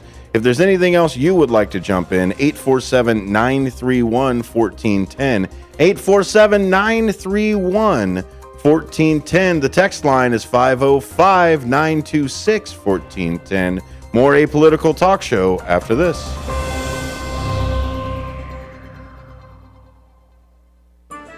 For many years, Italian Pizza Kitchen in Roselle has been serving quality and excellence. Italian Pizza Kitchen is family-owned with experience in preparing authentic Italian cuisine with the freshest, highest quality ingredients since the 50s. Your food is always prepared fresh with the same traditions, recipes, and standards that they've perfected over the years. Italian Pizza Kitchen has a passion for great cuisine and customer service. Visit ItalianPizzaKitchen.com.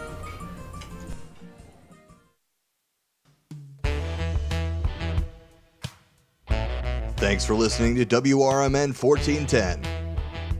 Don't forget to join us every day for our Comfort Keepers feature. Comfort Keepers is a leading provider of in-home non-medical care for seniors and other adults in need of assistance with daily activities. Again, listen daily at 7:25 a.m. for our Comfort Keepers feature. And thanks for listening.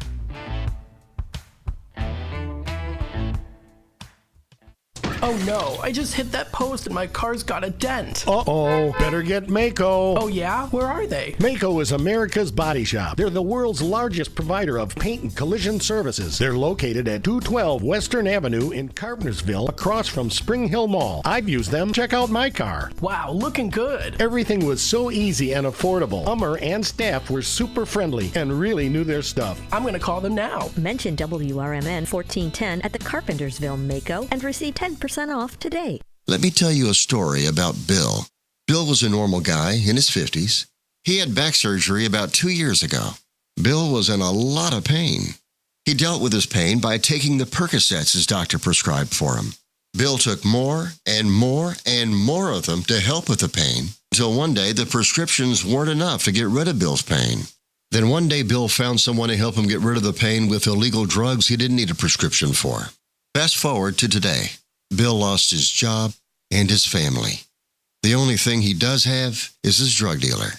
If you know Bill's story and you don't want to end up like Bill, call the Detox and Treatment Helpline right now to get away and get treatment. 800-694-1127. 800-694-1127. 800-694-1127. Call right now. Help is standing by. 800-694-1127. We are Lions International, the world's largest service organization. We are volunteers committed to strengthening our communities and supporting those in need, one act of kindness at a time. For more than a century, Lions have been serving a world in need, right here in our community and around the world. Lions International makes the impossible possible. This is your invitation to join us, because the only thing missing from our mission to make a difference is you. Visit lionsclub.org to find a local Lions Club near you. Everyone has a community to lean on. A neighborhood, school, kids' teams, where you worship, work out, or any other place or group where you choose to belong. Communities can provide support when you need it, and even when you don't know you do. Like when it comes to preventing underage drinking and other substance use. You've talked with your kids and shared clear expectations, but you're not with them every minute. Your community members, friends and relatives, teachers and coaches, faith leaders, and other important adults in your kids' lives can be your eyes, ears, and a supportive influence when you're not around, reinforcing your messages with your kids and alerting you to warning signs of underage drinking or other substance use. So talk with your kids about these issues and involve the members of your community to help keep your kids safe, because when you talk, they hear you.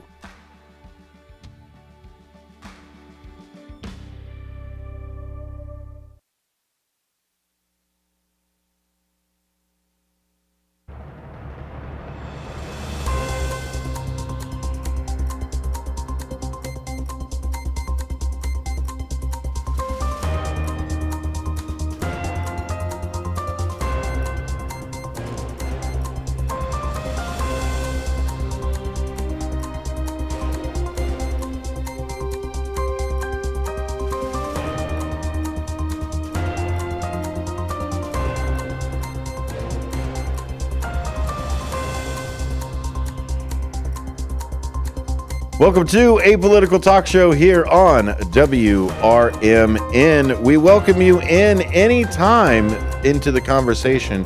847-931-1410. I was messing with the lights when we came in, and I'll tell you, man, I shouldn't have. I've got the brightest forehead that I have ever seen ever. Oh, there we go.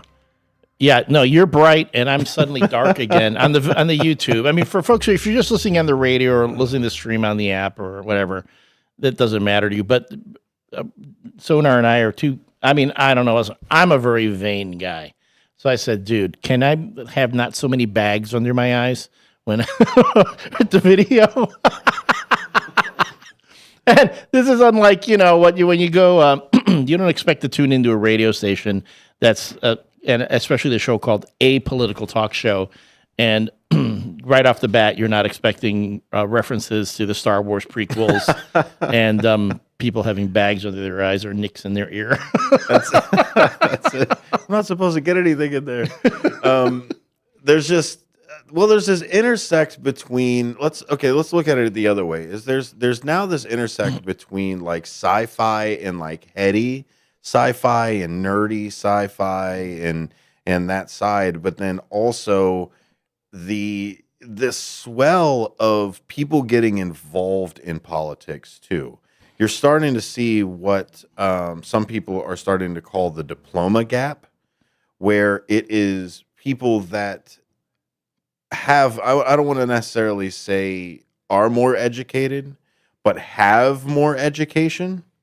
Of book education or school education, book smarts, university or collegiate education, right. That diploma is starting to separate it for there too, and so I think that's where a lot of people that are that nerd culture and have seen like, why does Star Wars act this way and Star Trek acts this way?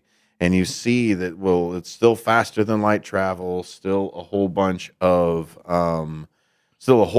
energy that needs to be expelled for things, and they're falling on this. Is it society that's different? Is it the culture that kind of separates the two, and that's why they're different?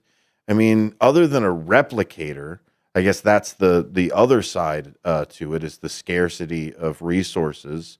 And even then, they don't look like Star Wars is necessarily scarce of resources. It's just more scarce of the distribution of resources. Is this kind of where the two arguments start to come, where people that are educated on how economic structures and different government layouts and then come together with this for the parallels? I think we talked about this in a previous show. Mm-hmm. I made this comment that a lot of the things that we go through, I mean, look at the entirety of human history. Well, they say time is a flat circle, right? That's another science fiction reference. But which one's that one? Is that Stargate? No, that's True Detective, if you consider that science fiction. Right. But still, that we recognize, like, for the most part, science fiction writers, and really the better science fiction writers, they're not writing so much about, as you're saying, the technology, but the way people are within the universes that use said technology. And how do you react? How do you behave when you have said, advantages or disadvantages apply to you? When you have light swords versus microwaves that can make shirts. Yes. So we were saying, like, we brought that up with Star Trek, having replicators, which is, you can't do because that's converting energy to mass, which takes even more energy to do. So to have a replicator like in your house, you'd need the power of a sun. Like, that's why they're always traveling through time, because they have infinite amount of energy and they have faster than light travel. Like, Right. What's the next problem? Right. Like, it's definitely not world hunger. Right. Right. Exactly. But even so, we've talked about this before. We have all this technology as it is. We said, the idea of something like cold fusion. We have it within our grasp, but we don't use it because then that would lead to a collapse of an economic system that a lot of people rely on. So if you have Star Trek, I think the world of Star Trek isn't made by the idea of having replicators. It's made by the idea of everybody being comfortable in a socialist system. Because Star Trek is socialism. And that's what I mean is it's not the scarcity of the resources. Right. It's not the fact that they can't or that they don't have it, that these resources don't exist in that universe or is not there. Right. It's the distribution of those resources that are different. Yes. And that's where I think the Trekkies, for some reason, have that same kind of mentality. We've all been to the Comic-Cons that are there before. Star Trek conventions. And the Trekkies huddle a lot more together than the other ones that are out there. So they have teams that are coming in. We're going to introduce, for those of you that are tuning into Apolitical Talk Show and hopefully sticking around with us for a while here, we're bringing our friend onto the panel, Cecilia Brooks. Thank you very much, madam, for being here with us today. Thank you both for having me. It's exciting to be back here. Yeah. We were getting really nerdy here. And it was going to turn into a total nerd fest, so we needed a little bit of femininity added to the panel here, because otherwise it'd be like, well, in episode 32, the enemy within. We already talked about Comic-Cons. We did it, so it's already there. Hey, how was your Thanksgiving? It was so good. Yeah. Thank you for asking. Yeah, no, I had great food with my family. And then I went over to my best friend's house for her family gathering, grew up together. So it was great. It was a lot of fun. How was yours? Oh, it's great. It's great. This is the vehicle that I use to interject politics into Thanksgiving dinner. Is we start talking about Star Trek and then we go off and say, that's a socialism, right? Very social. The distribution and logistics are what really holds. So that's kind of what we're going into right now is a little bit about how we talk about how even America itself is one of the richest countries out there, if not the richest country. Was it the second biggest economy, or it's always between easily. us and is it Germany, or is it Germany no longer in the run anymore? I mean, as far as not GDP or generating money, generating cash. Oh, that's what our economy is based on. It's how much money we generate, right?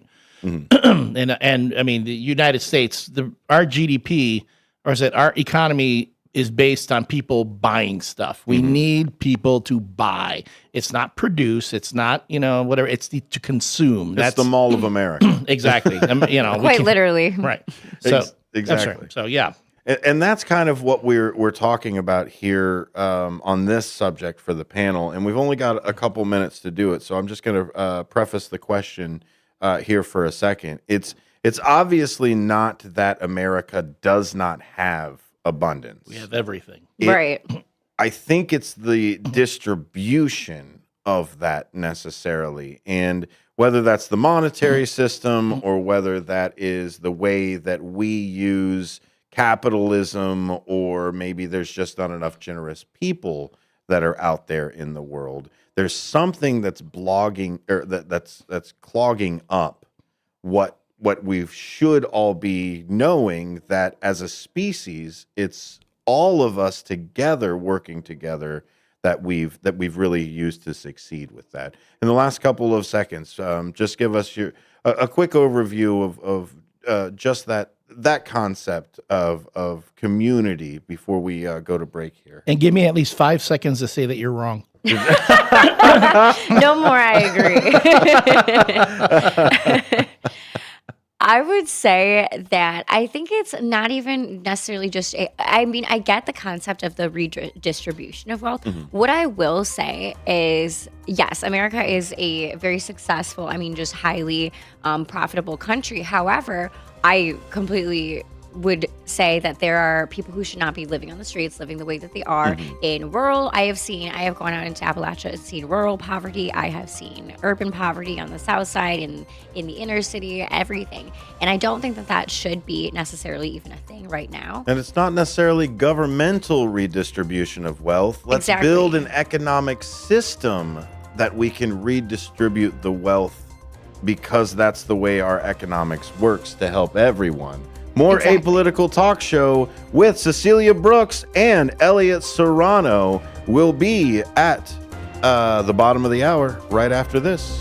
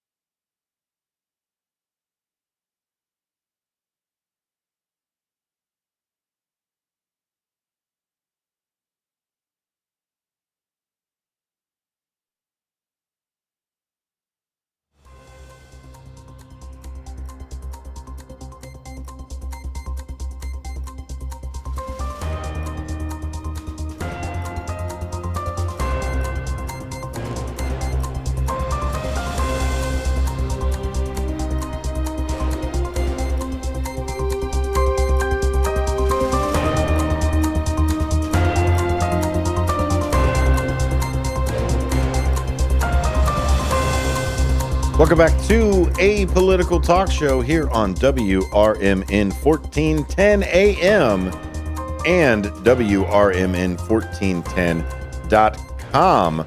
Welcome back to the panel discussion because, of course, it is Free Speech Friday. We live in America where it is free to speak. You can talk, you can say it, you can move your vocal cords, make your lips separate, and sounds come out, and you are allowed to do it. Those sounds are going to be coming into these microphones in this studio with my two friends here on the panel. Those would be Elliot Serrano and, of course, Cecilia Brooks. Thank you both for being here today. Thank you for having us. You're welcome. I was tempted to talk like a Tasmanian devil again because you said, "Open your lips and let sound come out." That's true. Here in America, you're allowed to say what you want. Now, well, within FCC rules on a radio? Of course, station. on the radio. Yeah, so this is the way I put it: is you're allowed to. I'm allowed to stand in the field or on the street and say a thing. I'm not allowed to get a soapbox. I'm not allowed to get a platform. That's not a right. But the fact that I'm allowed to say them out of my mouth is.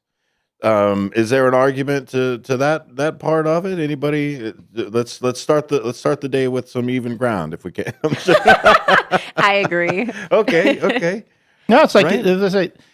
A lot of times. This is the thing that does crack me up is that you get people. They get so angry about certain things that people say on social media, right? And it's it's on both sides, right? How can you say that? How can you say, why? I can't believe that you're saying that sort of thing. I'm like, let people say what they want. Doesn't mean you have to sit and listen to them. Like if there's a crazy old guy on the red line who starts yelling at me about we're being spied upon by bacteria in our bloodstream and they're reporting back to Xenu. Okay, I don't think you're right, but I don't need to give you my plot. I mean, it's not like I have to sit there and listen to you the whole time. That's very true. It's part of. But by the way, that is true. The bit about the bacteria, and the blood. That's reporting back to Xenu. Would you like to run Health and Human Services? I'm just I'm sorry. Too late. There, it's already there. You can't do anything about it. And it's not even. It's alien bacteria. Bacteria, because You don't pay rent. lives in me rent free.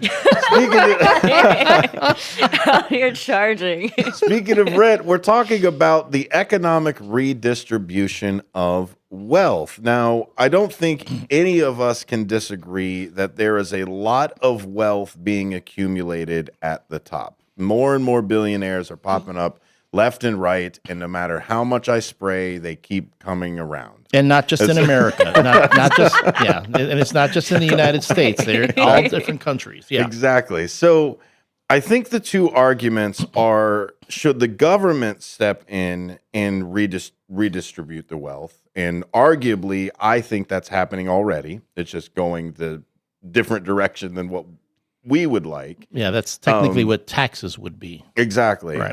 And then the other side is some people say that the economy should start to reflect that redistribution of wealth on that one. And where I think the lever of power that we have as a populace on that is the labor economy, where we're able to leverage that and use it from there.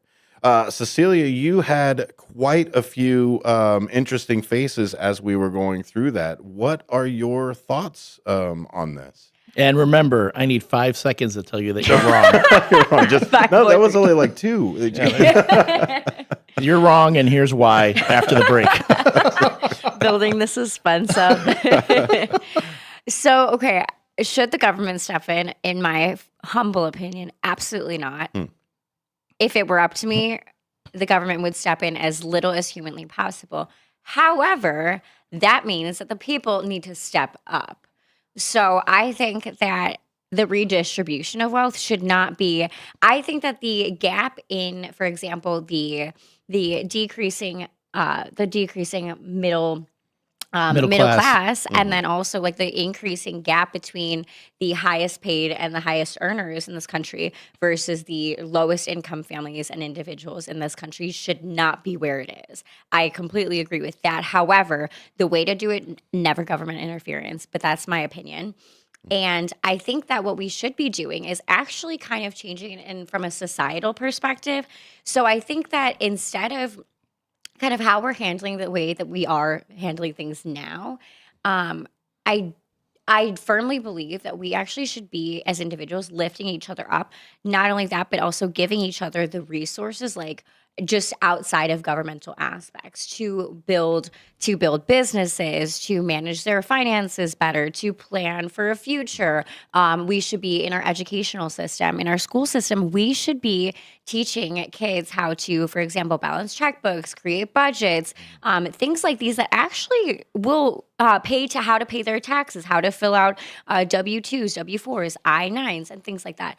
Can't get them to do basic algebra, though. I mean, come on. Well, Elliot, is it up to us, the populace, to raise the bar instead of beg daddy government to do it for us? Oh, God. This is the continuing bit. From last week. I can't believe I'm going to say this, but I agree with Cecilia. Hey. And that, we have, okay, you're absolutely right. Thank you. I mean, the populace, the electorate, you got to take responsibility for things. I mean, yes, there is a point where, I'm never going to blame poor people for being poor. People who are in poverty, who live in poverty, they're in a cycle that they cannot break out of on their own. So having said that, whether it's deliberate or not, that's very true. Yeah. Right. People think that when they say I'm in a cycle that I can't break on my own, they think that is just unwillful. Right. Like it can't be. Sometimes people choose that, and that's part of the cycle. Right. Right. Like, so I can't stand like when some guys, well, you know what? Then don't spend so much money. Pay off your credit cards. Do this. Like, look, folks, stuff, it costs money just to live. Again, as you said last week, we need those tickets. The life tickets. And sometimes those life tickets are expensive. And sometimes it means we got to charge a little more than we get because we don't have it in our pockets. We don't have the cash to cover it. So, Cecilia, should we take the beans and rice approach that Dave Ramsey says? If you can't afford it, we should eat beans and rice every single day and live in shacks with 5 other people.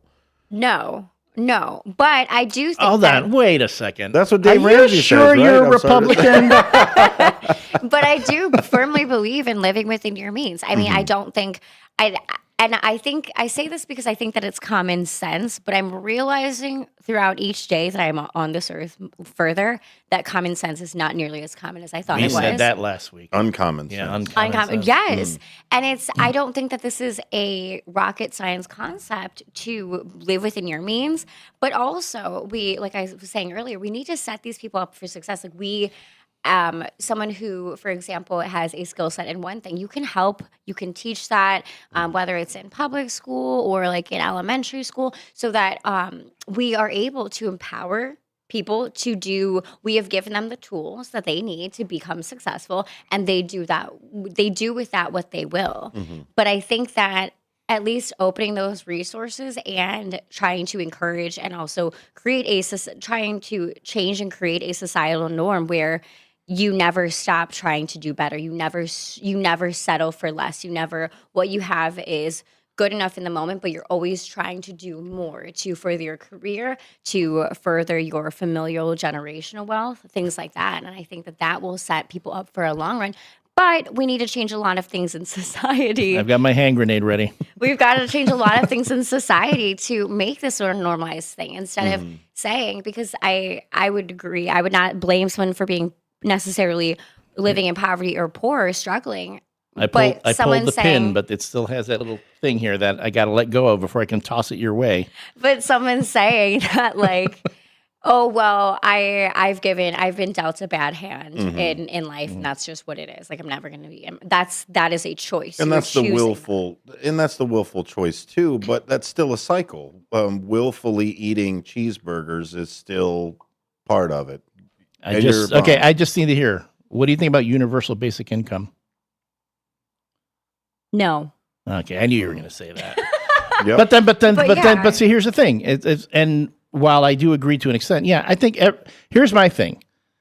We seem to have this us in who are of relative. We've come from relatively fair means, right? Mm-hmm. You know, I mean, I didn't grow up. Like, I won't say I grew up dirt poor. I didn't grow up rich though. Mm-hmm. But I mean, both my parents worked, and we had that same ethic. You work hard. You go to work.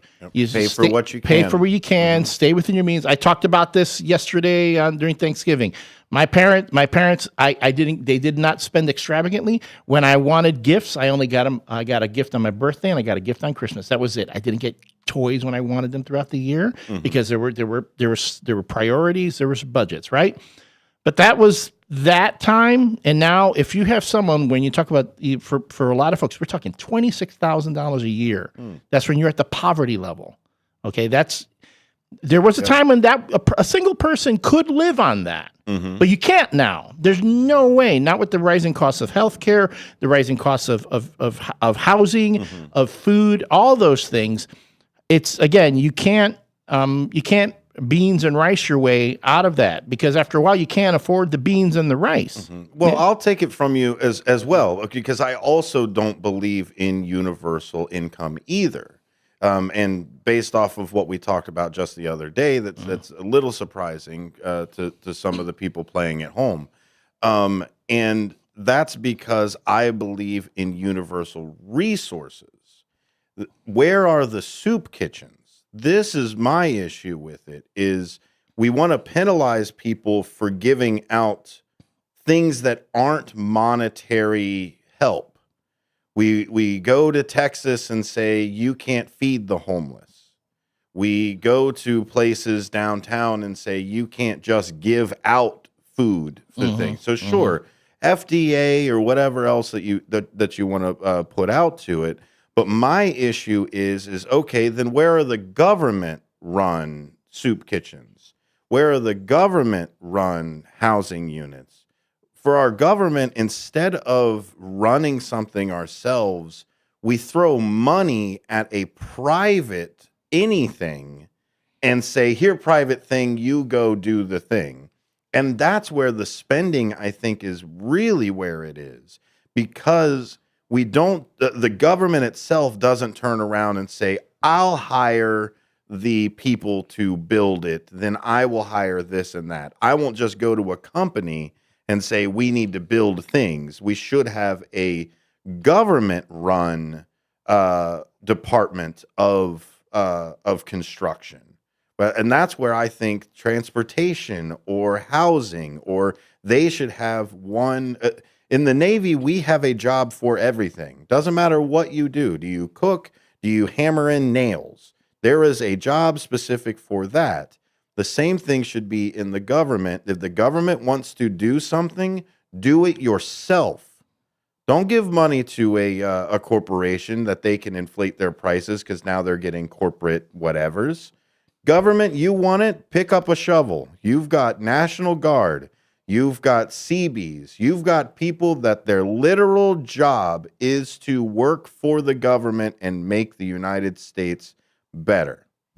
That's where I say build the soup kitchens. And then because here's the thing, I can take my universal income and do whatever I want to with it. I can still be just as frivolous with my universal income as I can with the money that I get doing whatever. I can't trade a sandwich that I get free from the government for heroin. I can trade in universal income. Do you know what I mean? That sounds like a new program. Sandwiches for heroin. But that's what I mean, is if I have universal income, I can take $100, go down to the corner and do whatever. Well, yeah, I mean, mind you, you're also making the same argument that a lot of folks would have made about food stamps. Now, but is universal income a stepping stool to get there because we work with a monetary capitalist system? I mean, there are possibly other countries do have universal basic income. I mean, that's Holland and you know, those frou-frou European states with their nanny governments and stuff. But I would start with the cafeterias. Yeah, but there you would have, they've done studies on what people actually spend the money on. And that I'm not going to tell you that there isn't going to be some abuse somewhere. Of course. But, the majority of folks I'll tell you, if I had a universal basic income thing going, if I had like a nice little, like say $1,000 a month, which is nothing goodness, would my life be so much easier. I'm telling you, just that little bit that I was getting, that would be, and I can only imagine, again, for people and I'm a single guy, I can only imagine people with kids, rents to pay, the car repair, stuff like that. That would be incredible. But to your point, it is figuring out I can talk about other countries, they do this, but there is also that cultural difference, right? Here, we're very accustomed to when we get a little extra money. Well, that was the one thing that drove me nuts when people were giving out, they were getting stimulus checks during COVID, and had so many friends were talking about, oh yeah, I'm getting that new video game system. I go, folks, if that's what you're going to do with your stimulus check, get it, but don't brag about it, because there are other people who are getting that money and they're trying to just use that to survive. Exactly. Yeah, that's that's a pretty insensitive type of thing. I actually never got a stimulus check. Oh. So well, weren't you I'm sorry, like a toddler then? So Cecilia, let's talk about the robots. Once we have robots that can do everything, once scarcity for the most part isn't really a thing. Now, scarcity of caviar, scarcity of Air Jordans, things like that. I mean, sure, but scarcity of just being able to feed and house people is a thing of the past. Do we still have to have our monetary system to maintain what we have here, or do we shift to something different? I think that we would still have some type of monetary system. I think that over the course of human history throughout the world, it's always been proven that there was a type of currency. Now, whether that's trading my sticks for your stones or whatever. Spices and things like that. Right, exactly. Skills, bartering with skills. Okay, so right? barter. So there'll still be barter, but will there be a need? Will I have to barter just to stay alive? I don't think so. Or because there's no scarcity. So how do I get my sandwiches to stay alive then?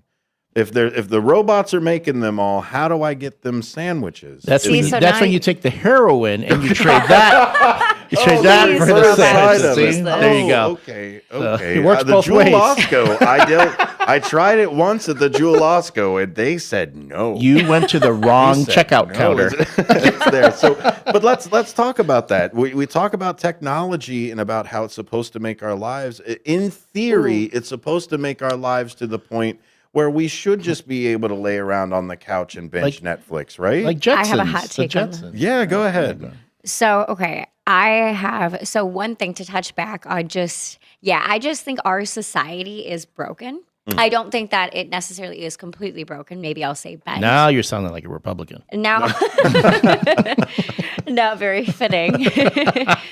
Now, I would say bent. I would say that we have a lot of these issues that I see, and I understand that a lot of people look at these from an economic perspective, and I agree that they have to do with economics, but I think that the actual root cause of these problems is our societal norms. As you mentioned, Elliot, about how there was a gentleman who said that with his stimulus check, he was going to go buy a video game, and all of these people... and how you're saying, just with that, if we were to give out a universal basic income, what's to stop someone from going and completely splurging on whatever they want to? And I think that it's a societal issue, because if we give money or things like that, an income that is just, you have this no matter what, like you can expect this, it teaches the devaluation of money, of currency. These people are not going to understand what value that the money holds. And with that, we're not really helping anyone. In my opinion, we're doing people a disservice by doing that. And to touch on the technology portion, I'm actually a strong advocate against AI. So I have Again, are you sure you're Republican? Stephen Hawking said it well before I did, but I have, to anyone who will listen, yes, I always warn about AI. I don't use AI. The Terminator movies already showed us, but yeah. I do. I think that AI is going to be, I think that AI and technology progressing at the rate that it is with AI is going to be the downfall of humanity. I really do. Yeah, well, the singularity is definitely on the way. That's when AI is finally able to just self-replicate and refine faster than we could even keep up with it. So that's definitely on the horizon. Now, whether we get hit with that or the asteroids or the sun dying out, Beetlejuice, et cetera, all the different things, entropy, doom and gloom as you will. Man. But AI is definitely up there, and the U.S. is starting to regulate some of the AI that's in there. We're going to talk about that in the next hour. So thanks for bringing that up. And a down note. That's moving. But let's talk about technology. Let's stay in that same vein. Is once we have this post scarcity type of society that's here, what do we do with that? How do we put it together? How do we go forward as a society without calling it socialism? Right? You talk about, yes, we have had currency, we've had barter, but also at certain points in our history, we've had everybody according to their need and also according to what they could provide for themselves. You sound like either Karl Marx or Jesus. I can't tell which one. Chomsky. There's a nice in between with it. But let's talk about that. We have to evolve societally beyond capitalism, because capitalism is the dog eat dog. There's only so much that can be out there, and if you don't make it, it's brutal evolution. Where do we? Which has also been disproven. Yes, and that's what I mean. What exit do we get off of? Is it after or before the robots take our jobs and 50% of us are in the non-existent soup kitchen lines?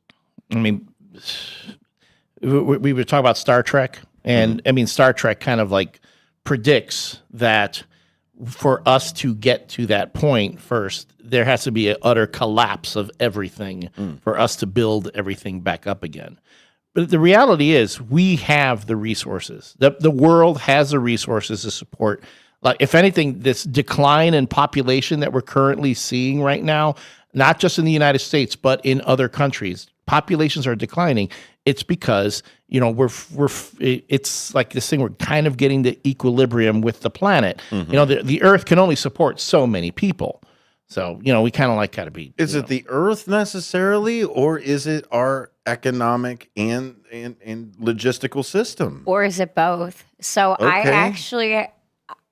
I don't even care how this sounds. I actually would not, I love people so deeply, but I'm not necessarily opposed to less people being on the planet. And I don't necessarily mean in a purposeful way. No, never that. Not in eugenics or anything like that, but just like, hey, maybe not have 5. Right. And I'm not, and I don't think that not you, Elliot. No, Just I don't have any, and I'm all for, look, folks, let's start shutting these things down. We don't need. I mean, I'm sorry. Go on. I think that child birth is amazing, and I think that it is truly such a gift.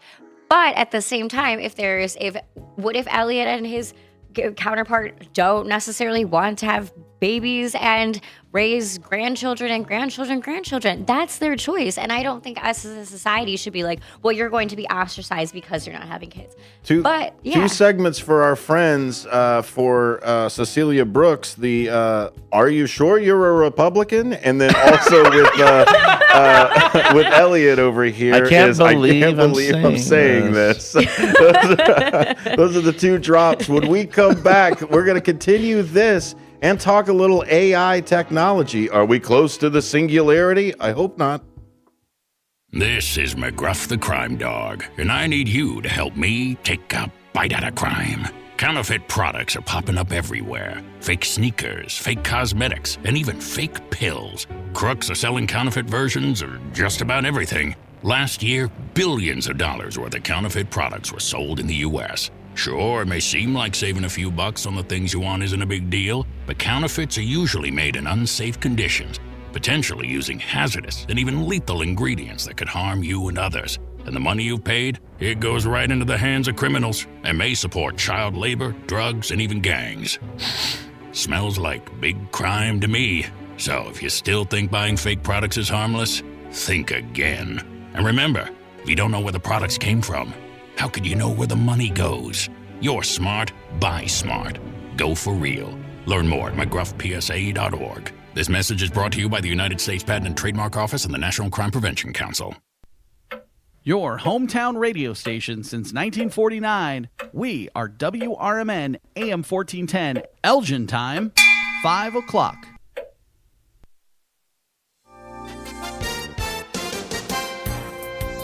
With your 1410 WRMN News Flash, I'm Sean Kernan. Brought to you by Verizon. The city of Elgin calling on residents to mark your calendars for National Cookie Day, December 4th at the center of Elgin, located at 100 Symphony Way from 3 to 5 p.m. Bring your festive cheer and a letter to Santa because the first 50 kids will be treated to a free cookie.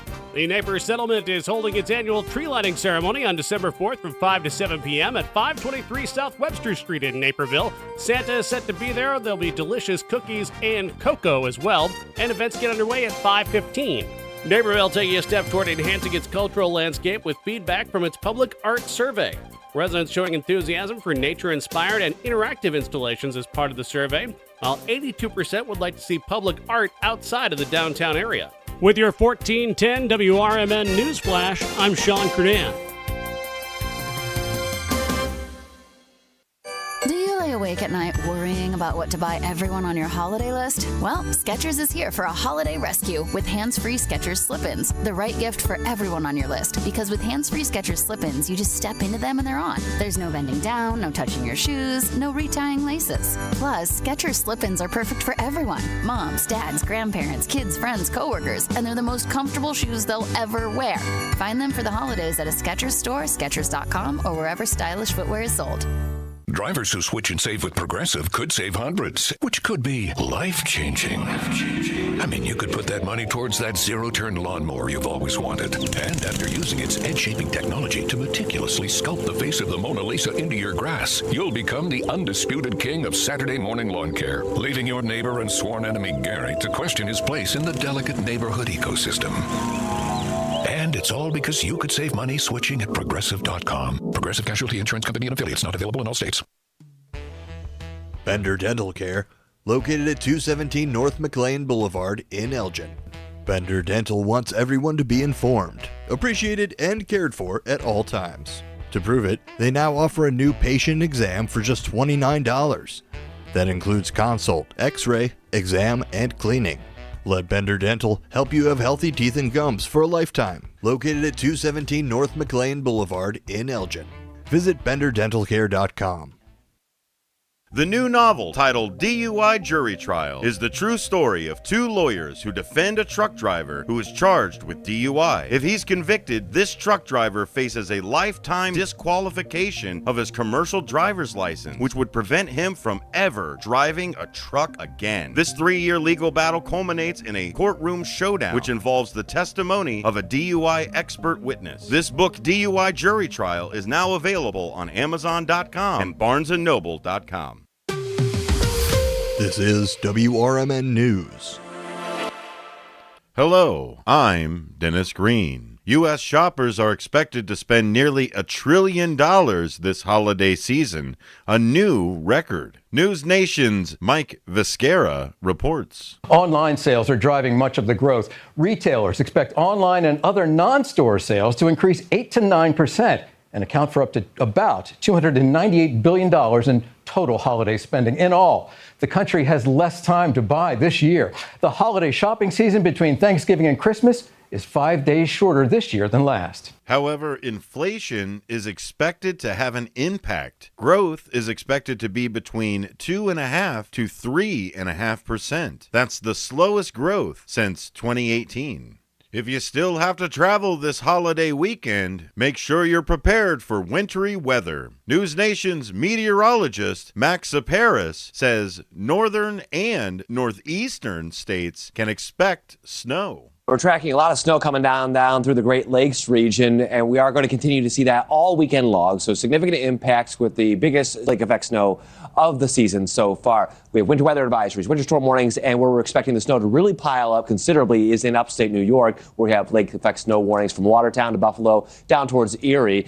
We're also tracking a burst of heavy snow on I-80 that's approaching State College, actually causing whiteout conditions where a snow squall warning was recently reissued. So we're tracking that closely.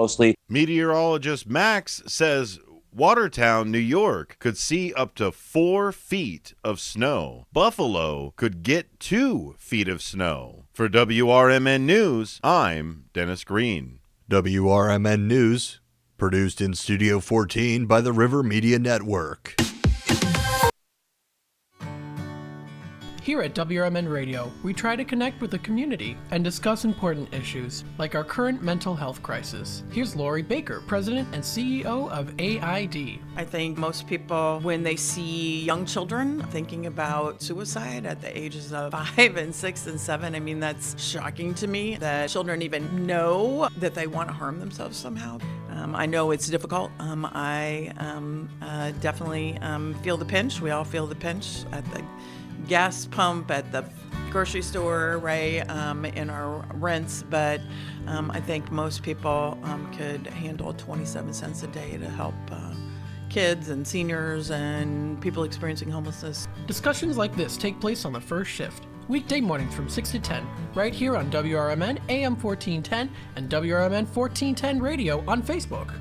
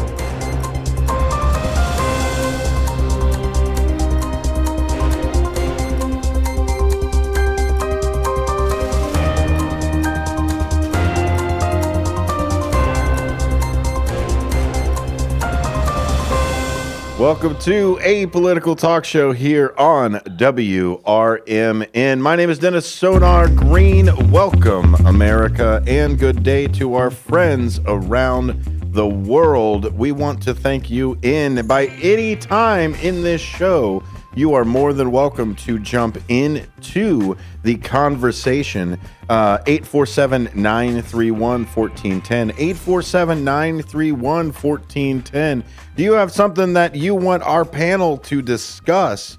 Do you have some news article that is on your mind because it is just itching in there like a broken record, or that song Sugar da da da da da da honey honey getting stuck in your head all the time? And that was specifically for you, Elliot. You're welcome. Jerk. You're welcome. Jerk. Sugar doo doo doo. All right, it's there. It's funny. Okay. Not before we get into all the other stuff. That actual song plays a part in a pitch that I'm thinking about for Archie Comics. Oh, okay. I want to, for folks who might not know, I am a comic book writer. I've worked on different properties. Grumpy Cat, Army of Darkness, Homies, a bunch of things. And I recently put out on social media, I had an idea for a pitch for Archie Comics. And who do I talk to about it? Because the folks that I knew at Archie Comics before, there was a bit of turnover there. And one of the writers for Archie Comics says he was going to introduce me, make an intro. And the fact that you mention an Archie song, hey, serendipitous. And they're going, That's and fair. that there's actually the bit about that song. There's something about the Archie's songs that factor into the pitch. What if I told you I had some bazooka bubblegum earlier today too? No, I'm just joking. It's just I didn't. That would have blown my mind. I was like, my sweet tooth said you had me at hello. Those two voices that you hear right there is Elliot Serrano, a writer, comic book, and otherwise that's out there, media professional. Thank you very much for being here. It's funny you're bringing that up too, because Cecilia actually between segments actually was encouraging me to start writing again, which is out of nowhere. I wasn't expecting someone to say, "Hey, how's your writing coming And you along?" should. We need a blog department over here. I'll do that. I can do that. But it's oh geez, I had that point right there. That whole thing with the creatives bit now, since I'll throw this out, since we're kind of on the topic, if you have an artist in your life right now, it's Black Friday. Support local artists. They're artists, especially I know in the Elgin community, there are a lot of folks around here that could really use your support. So think about them. Speaking of support in the area, of course, that would be our friend Cecilia Brooks right here from Grassroots Organization. Thank you very much for being here with us as well. Thanks for having us. And I'm sorry. This was the other thing I wanted to mention. It's a shame we didn't have a live mic during the break. We should have been mic'd up. There's some stuff that you were saying. I was like, wow, that would have made for some interesting radio. No, I can't let all of the good stuff get out of there. If now I we're make the just stuff building too good, nobody shows up tomorrow. I'm just joking. Gotta build that suspense day in, day out. I make that comment because we had some live mic issues over the holiday, which was also fun. I was like, it was fun. I loved hearing Sonar says the mics are open. Well, it's a good thing that's what you heard and not some of the other stuff that was being said. Again, back to the FCC. Exactly. If the FCC isn't regulating us, they're regulating us about something different. With the impending Republican control of the U.S. government, the future of artificial intelligence, AI regulations, is uncertain. President-elect Donald Trump pledged to rescind President Joe Biden's AI executive order, which aimed to balance innovation with safety. The Republican stance emphasizes free speech and reducing regulatory barriers, creating ambiguity around policies governing AI use in elections and misinformation. Miss Cecilia, how can policymakers balance the need for AI innovation with the necessity of safeguarding against the misuse and ensuring ethical standards? I'm going to be completely honest here, as I always am. I honestly, there isn't a way. There is not a way. So I think that, honestly, if we were going to regulate AI, we shouldn't have released it in the beginning. I think that we as a society have opened a Pandora's box. There is no stopping it. And I don't mean to sound super ominous when I say that, but I also, as you both know, I am pretty strongly against government regulation and interference. I mean, I think that for safety and other things, like it's never a bad thing to say, I'm looking out for your best interest, but at the end of the day, this is not something that is to be regulated. I don't think that it's possible. I don't think that do I think it should be? I don't think it should have even been a thing in with the industry to begin with. Right. But now what they're going to say is that AI is out, like it's in the public. It's anyone can get access to AI. And so at this point in time, with the government trying to even attempt to say, well, you all can use it to this extent, but we'll be able to use full control. There's no balance there. There's no stopping this. And like I said, we've opened a Pandora's box and there is no closing this. And I don't even think they're slowing it down. So it's set to that industry. Elliot, what role should the industry stakeholders play in shaping AI regulations? And did you know that this question was written by an AI? I'm scared. I am not surprised at all. And I think by the end of the show, we're going to realize that you have been an AI this entire time. Oh my gosh. Only to those on the AM dial that have never been on the YouTube. I could be anyone. I will say this though. I will say that, and I can't believe I'm saying this. Although I do believe I'm saying this, and we have brought this up before. Yeah. We talked about this before. No, I agree with Cecilia. It's out. The genie is out of the bottle. Mm-hmm. It's not getting back in the bottle. You already have companies. The companies that create these AIs, they pay lip service to it, but they're not going to follow. The whatever quote unquote regulation they self-impose. Add to that, this is a part that I'm waiting for, though, because we saw this happen with social media, where people were saying, you can't let Facebook have so much power. You got to regulate them. We have to deal with this. We have to deal with this. We have to deal with this. And like even Zuckerberg sat before the Congress, and you had all these politicians going, oh, no. If we regulate them, we do that, then we're stifling innovation. And, and it's not going to help anybody. We need to let them, do their thing.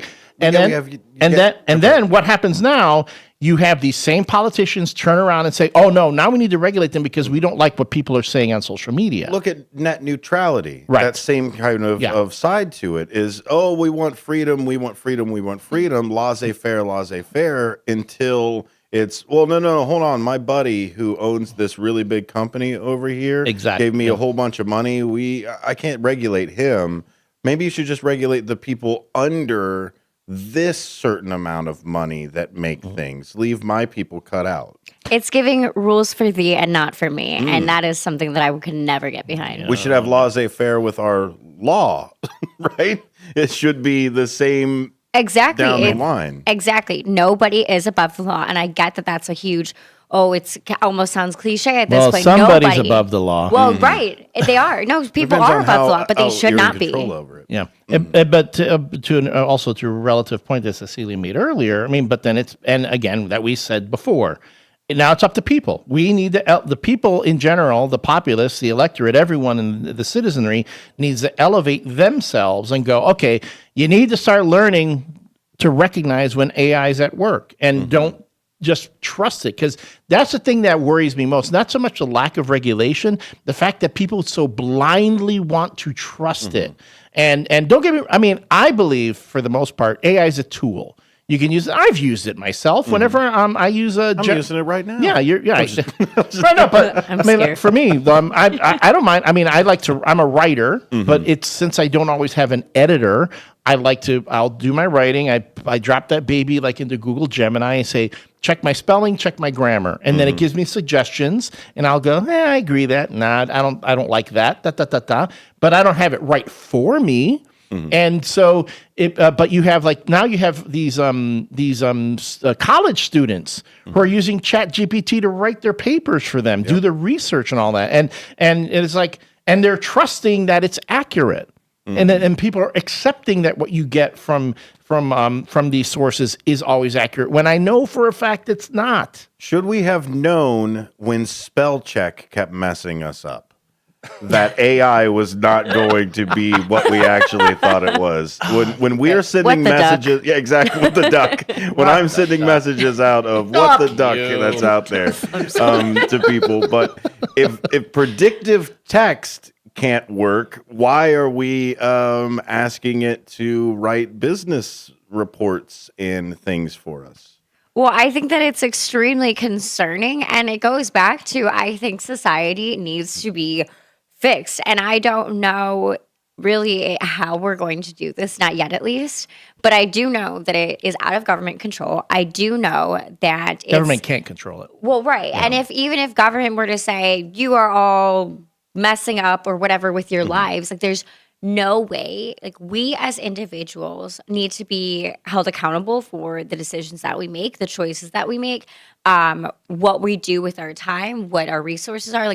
We as individuals have been given these rights and these freedoms in this country, and it's kind of a do with this what you will. But at the same time, that's why we also are struggling. We have college students who are becoming lazier, or maybe were those people already lazy and it's just enabled their behavior. So, but I think that these are huge issues that are going to come into play. I think AI, my predictions here now on November 29th, 2024, AI is going to be the downfall of humanity. It's going to weaken our labor force. It's going to basically make society and humanity here, especially as a country in America, lazier.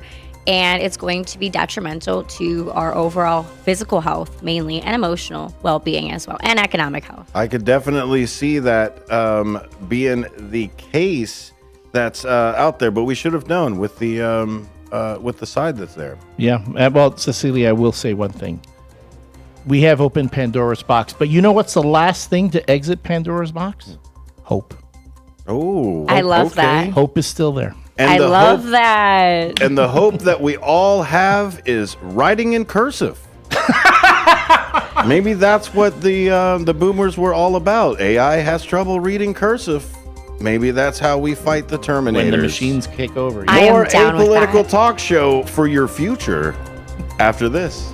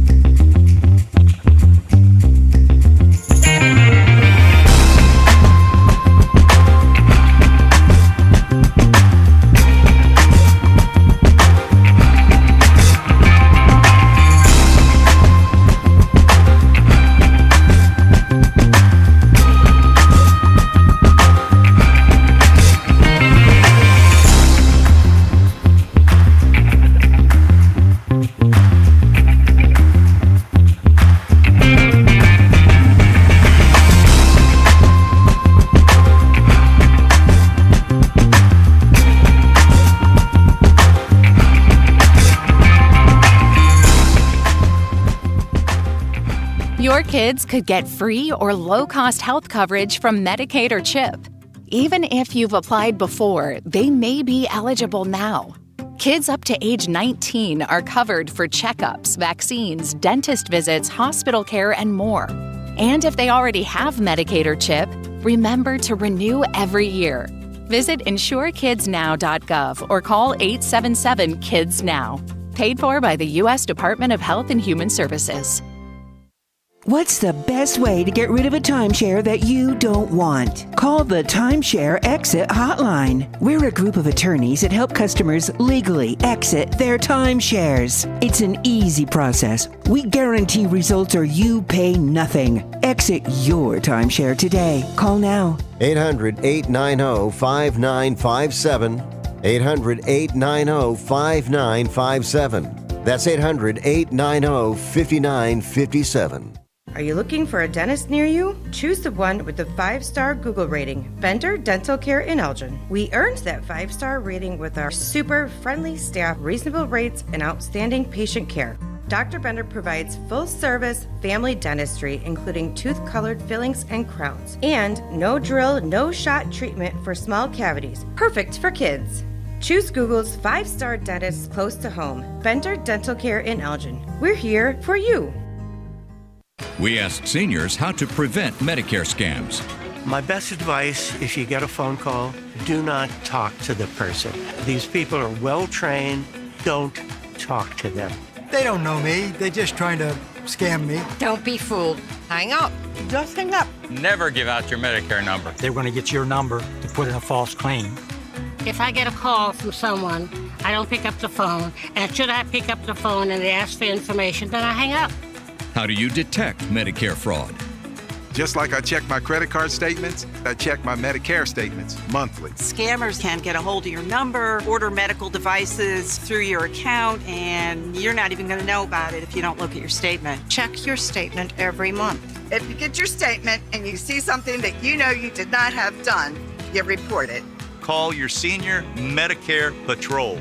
To report Medicare fraud, call the Senior Medicare Patrol at 800-699-9043. You never know what or who you'll hear from on the first shift with me, Marky B. Like Tim Sconing, a WRMN news reporter back in the 1960s. The jingles you all play, they were purchased by Dick Sutter. He was at some radio convention. He came back with this reel. I remember them playing that in the studio. We were so excited. We thought we were network now. And it's the same jingles today. That's great. Every time I hear them, I get excited about it. I'm sure. It's a lot of fun. Fun times on the first shift, right here on WRMN, AM 1410 and 96.7 FM. Bender Dental Care, located at 217 North McLean Boulevard in Elgin. Bender Dental wants everyone to be informed, appreciated, and cared for at all times. To prove it, they now offer a new patient exam for just $29. That includes consult, x-ray, exam, and cleaning. Let Bender Dental help you have healthy teeth and gums for a lifetime. Located at 217 North McLean Boulevard in Elgin. Visit benderdentalcare.com. Come on out to the Country Donuts, that is, at Route 20 and Nestler Road. They're always open. Donuts are made daily using only the finest ingredients to ensure freshness. Their huge variety of donuts offers something to please everyone. Country Donuts doesn't stop at offering you the best donuts. Enjoy a delicious breakfast sandwich or stop in for lunch and try a bowl of their famous chili. Need a larger or special donut order for your office? Call 847-488-1900.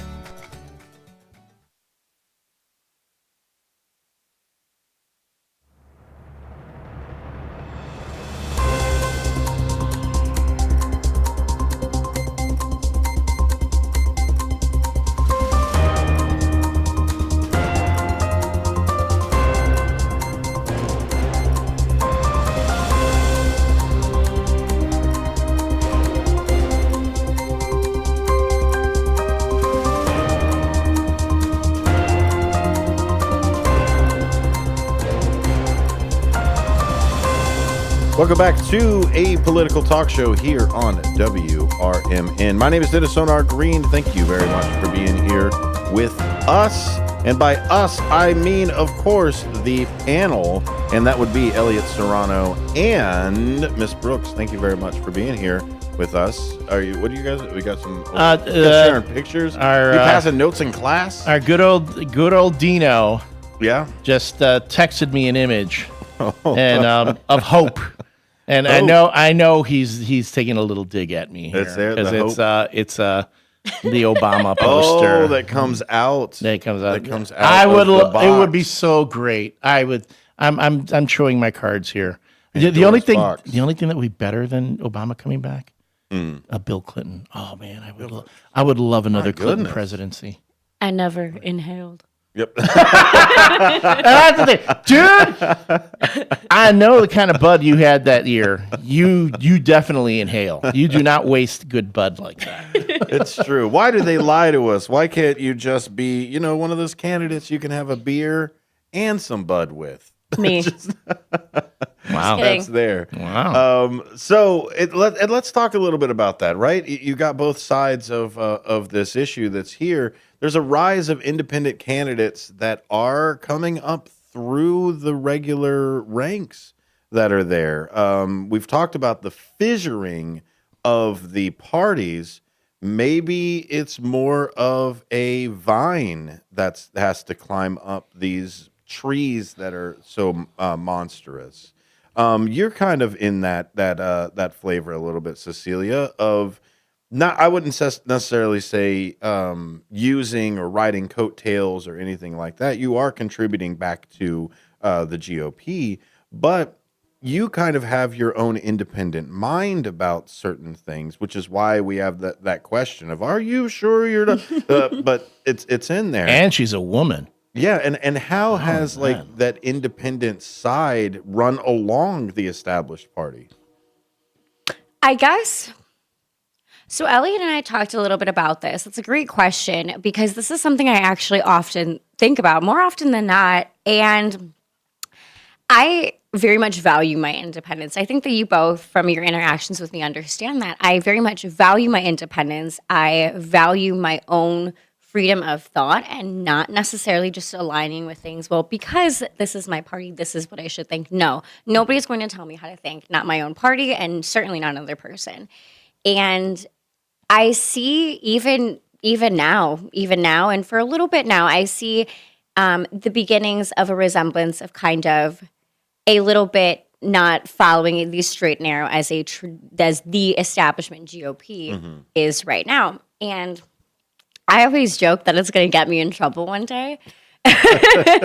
Because I always joke that, like, no, they're whomever it may be will see me as a threat. And you know what?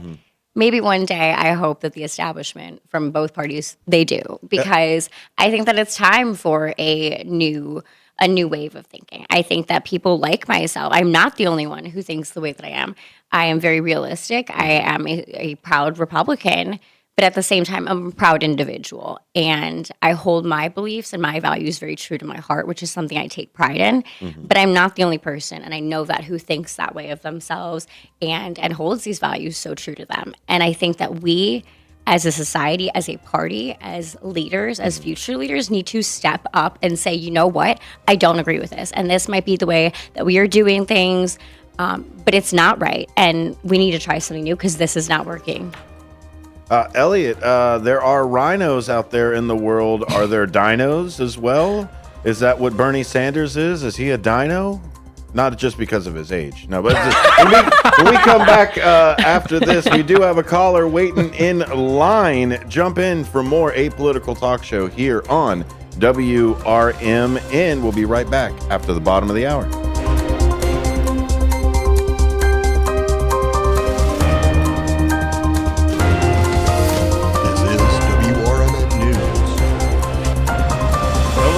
I'm Dennis Green. U.S. shoppers are expected to spend nearly $1 trillion this holiday season, a new record.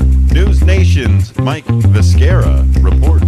Online sales are driving much of the growth. Retailers expect online and other non-store sales to increase 8 to 9% and account for up to about $298 billion in total holiday spending in all. The country has less time to buy this year. The holiday shopping season between Thanksgiving and Christmas is 5 days shorter this year than last. However, inflation is expected to have an impact. Growth is expected to be between 2.5% to 3.5%. That's the slowest growth since 2018.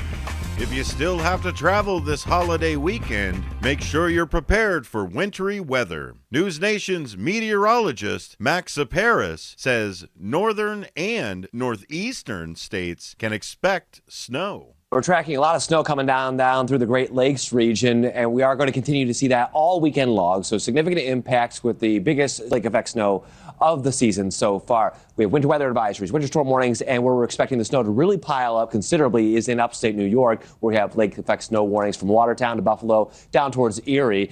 We're also tracking a burst of heavy snow on I-80. That's approaching State College, actually causing whiteout conditions where a snow squall warning was recently reissued. So we're tracking that closely. Meteorologist Max says Watertown, New York could see up to 4 feet of snow. Buffalo could get 2 feet of snow. For WRMN News, I'm Dennis Green. WRMN News, produced in Studio 14 by the River Media Network. From morning coffee to your evening commute, WRMN 1410 AM is here for you. The faithful friend that brings you local news, timely topics, and the friendliest voices in the Valley. Stay informed, entertained, and engaged with our full lineup of shows, streaming all day, every day at WRMN1410.com or on the WRMN app. Wherever you are, we're right there with you. So why switch stations? Stick with the one that has it all. WRMN 1410 AM, your daily companion, your constant conversation. Beef Villa is a family-owned restaurant that has been in business for over 50 years. With homemade recipes made with quality ingredients, Beef Villa's great service and quality is served hot and fast. For the menu, catering locations, or for an application to join the Beef Villa team, visit beefvilla.com. Saturdays mean cruise nights, weather permitting, on Spring Street in South Elgin. Visit beefvilla.com. Be sure to catch the first shift weekday mornings from 6 to 10 a.m. for important information like fire tips from Elgin Fire Chief Rob Sagan. The thing in the winter that we're more concerned with is carbon monoxide. because that we don't get in the summer. That carbon monoxide issues occur because of heating equipment. Anything that burns natural gas, if it is faulty, can generate high levels of carbon monoxide, which in time can be fatal. So I can't emphasize enough the importance of having carbon monoxide detectors in your home. Every single year you will see somewhere in the country, and usually we'll get one or two in the Chicagoland area, where you'll see multiple fatalities in one home. You can't smell carbon monoxide, you can't taste carbon monoxide, you have no idea it's happening. And so it's critically important that you have the right detectors in your home. It's The First Shift, weekday mornings at 6 a.m. with me, Marky B, right here on WRMN.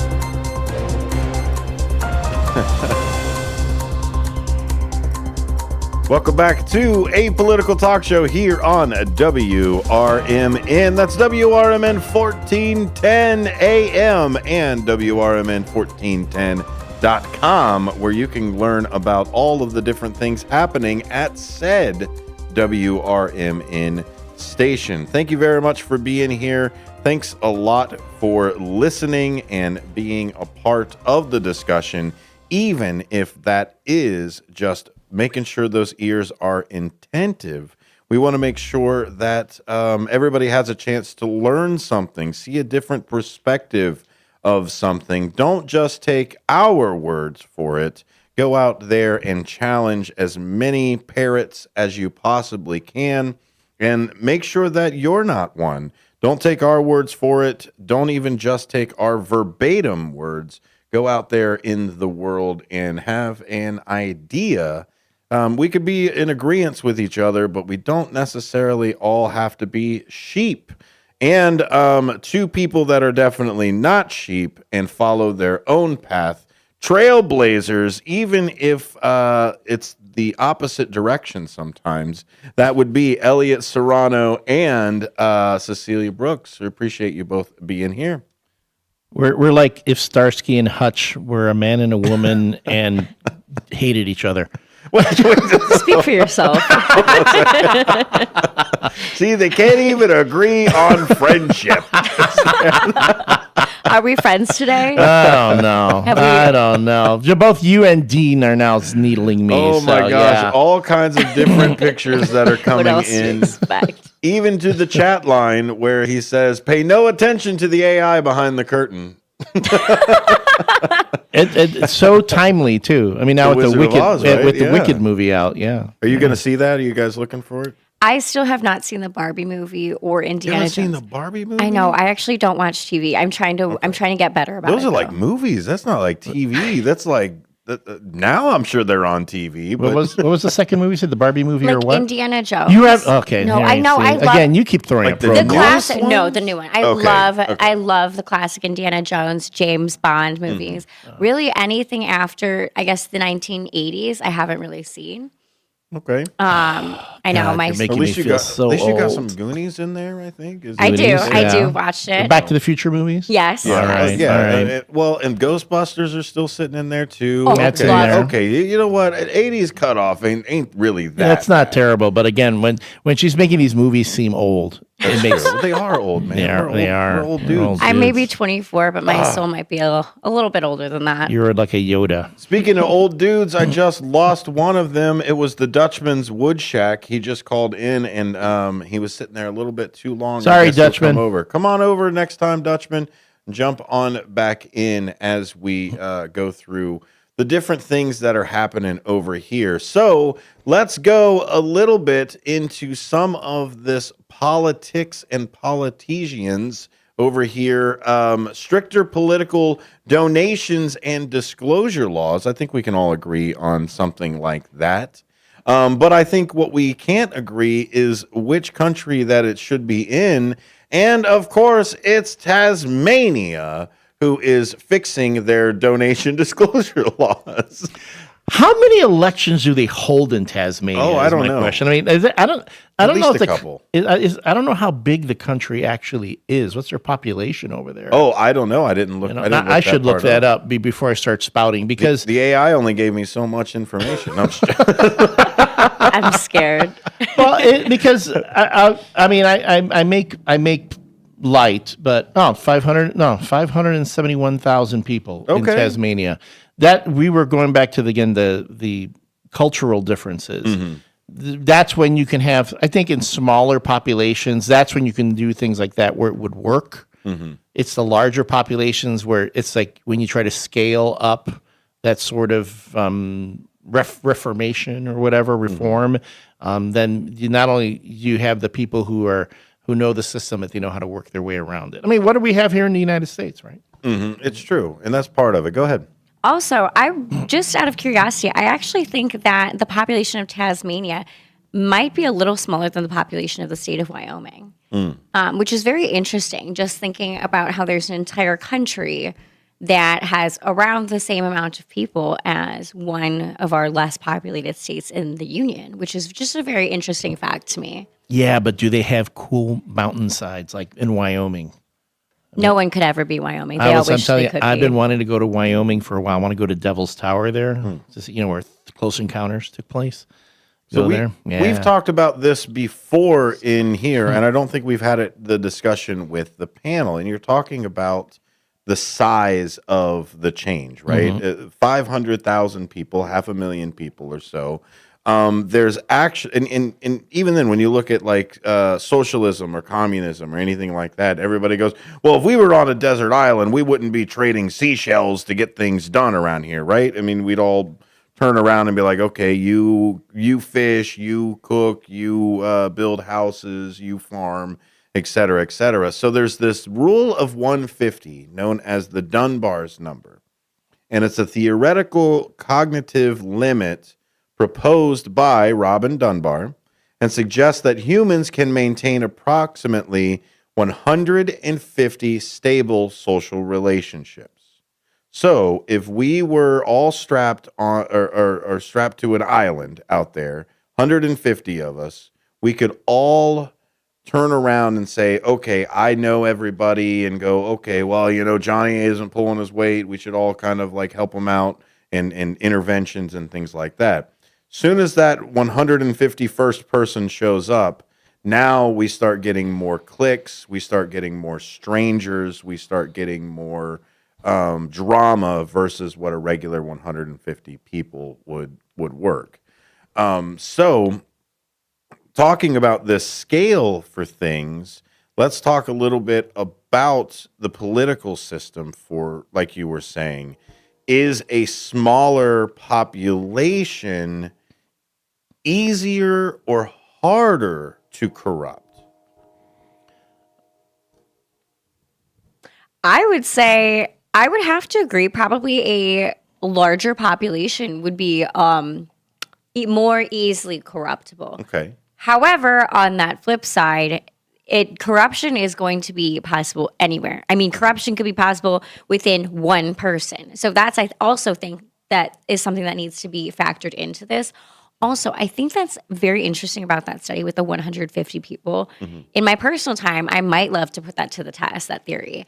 And additionally, I think that's pretty interesting, just trying to equate a certain specific number, because I think there's other things that come into play, like when was this theory incepted, and where was it about? Like, was it based off of what was the communication behind it? Right. So some other studies have produced that 290 social connections currently is what you can look at. That's from Big Think, is where you can grab that. Dunbar's number may be wrong. You have more than 150 friends. If you were on MySpace, you only had 8, which was really hard to choose. I did not have a problem with that. No? Picking your 8 for MySpace? This one right here is 151. I can feel it. I go home and cry about this every day. Sorry. No comfort here. No, but to your point, though, I mean, I would like to think I mean, I respect to that. I mean, I'm sure there's a lot of, that's what anthropologists, right? Study throughout human history. You look at certain periods in time where you had great civilizations and where their tipping points reached when you started seeing the decline in The them. Tower of Babel type of side. Right. And so I'd be curious to, because the one, even with the 150, right? Is this inclusive of the entire population? Or like I have 75 in this whole thing, and then somebody else has like the same 75 as me. It's but then on they average. Yeah. All right. So it's on average is that you can maintain, but specifically for Robin Dunbar. There are studies that do go up to 290 or Dunbar so. gives me way too much credit. What it is that we all know like a linchpin. So like think about our friend Dean DeLaley, right? How he knows so many people and can keep an organization of those people, a consensus, to where if he said, hey, we need something over here, we need to organize this. What Dunbar is saying is this is the limit of everybody having that central person of connection. After that, 151 may not have a friend, and especially if you drink too much of it, you have no friends. Drinking 151 that is out there. That makes me think then, how many people do we have employed in the White House? And when we talk about our House of Representatives, and our 538 is already what you're looking at. And we're looking at our representative government, knowing how human relationships work. Is that a way that it's kind of taxing things and it's not truly representative of how we work? Or is it, are we underselling it? I mean, we've had this conversation before too about how many people represent each state, and we probably need more to be fair. But can the system? Would it be just get too massive and ungainly where it wouldn't work? And I think, Cecilia, that's where the word of the day comes in, is system. We rely on different systems. The reason why millions of us can drive on the roads every day is because we rely on the system that's there. So do we need to rely on the system, or should we all just tribalize out into 150 member states and throw spears at each other or something? I don't know. My weapon of choice would be a bow. A bow, okay. I could take that. I could take that. Long range. No, what do you say? Long range. Your ranged weapon. I'm a slingshot guy. Slingshot. I could see that. What's yours? Me, a spear. I think I would go like javelin type of accuracy. You can fish too. Yeah, you fish with it. You walk around with it. The bow. What else are you doing other than bowing things? I will admit I haven't tried bow fishing yet, but it is a sport. Oh, people take it very competitively. So should we all tribalize and just go stake out these 3 trees or our territory? So here's my thing. go ahead, Elliot. No, go on ahead, Bob. I was going to say, aren't we doing that already? I mean, sure, but that's what we do as humans. We tribalize within our own social society. What I'm saying is, should we even have a system, or should we just turn around and just be like, nope, I got my friends, you got your friends. We've got our system, you got your system, and then we're just going to eat each other. Like, so survival of the fittest type of thing. Exactly. I firmly believe that humans need relationships. We need relationships as a society, as individuals, as people. We as humans were not created to just live life on our own by ourselves. I think that being self-sufficient, self-reliant are great. And I think that that's super important, that we need to stress as a society today and normalize being self-sufficient and independent. However, we are relationship type of people. We need to have a family, a friendship circle, whatever it may be, in order to be productive. And I actually think that I think that if the government were to say, well, we'll just keep kind of catering to what we think will contribute to a more successful society or government, I actually think would be, again, doing the society and Americans a disservice. I think what we need to be doing is really focusing more so on empowering individuals and encouraging collaboration, empowering individuals, and also not inhibiting freedom, whether it's in any sense.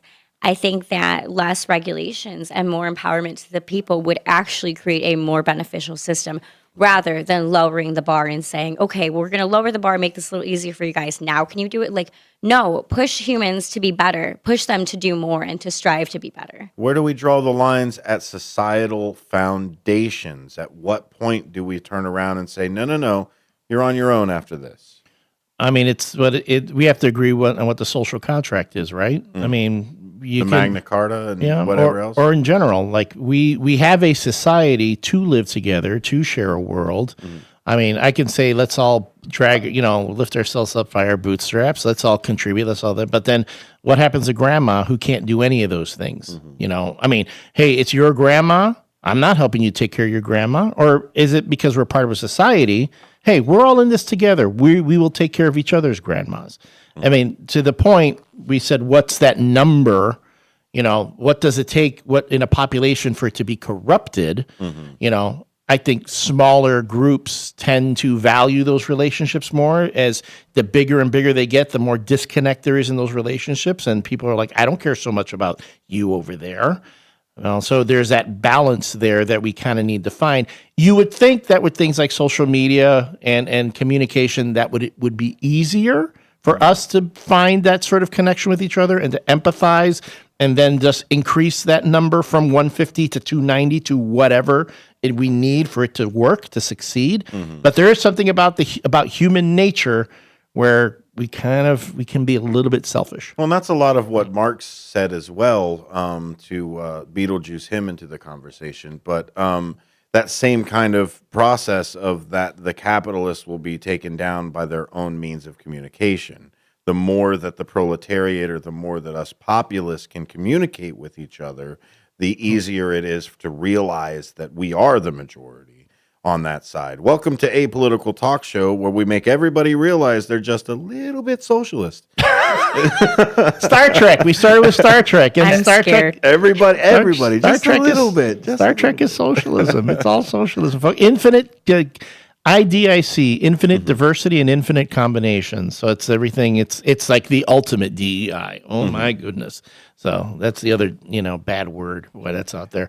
But still, I mean, and in all fairness, though, I think regardless of whatever your political stance is, everyone wants to be able to live, breathe, have some form of happiness and fulfillment in their lives. If we should be able to agree in all that. I think the problem is there's a word, there's a line in a song by Roger Waters where he goes, "It's not enough that we win, it's that everybody else has to lose."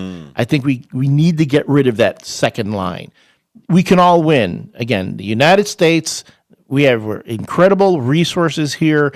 There is no reason people should be hungry. There's no reason people should be homeless. There's no reason our veterans shouldn't be cared for. There's no reason why kids can't have daycare. We have the resources. They are there. We just have to decide to make use of them. There you go. And that's the question that always comes up, Cecilia. This is it. This is the $1 million, $1 billion, trillion, 11 whatever, gillion dollar question is, who pays for it?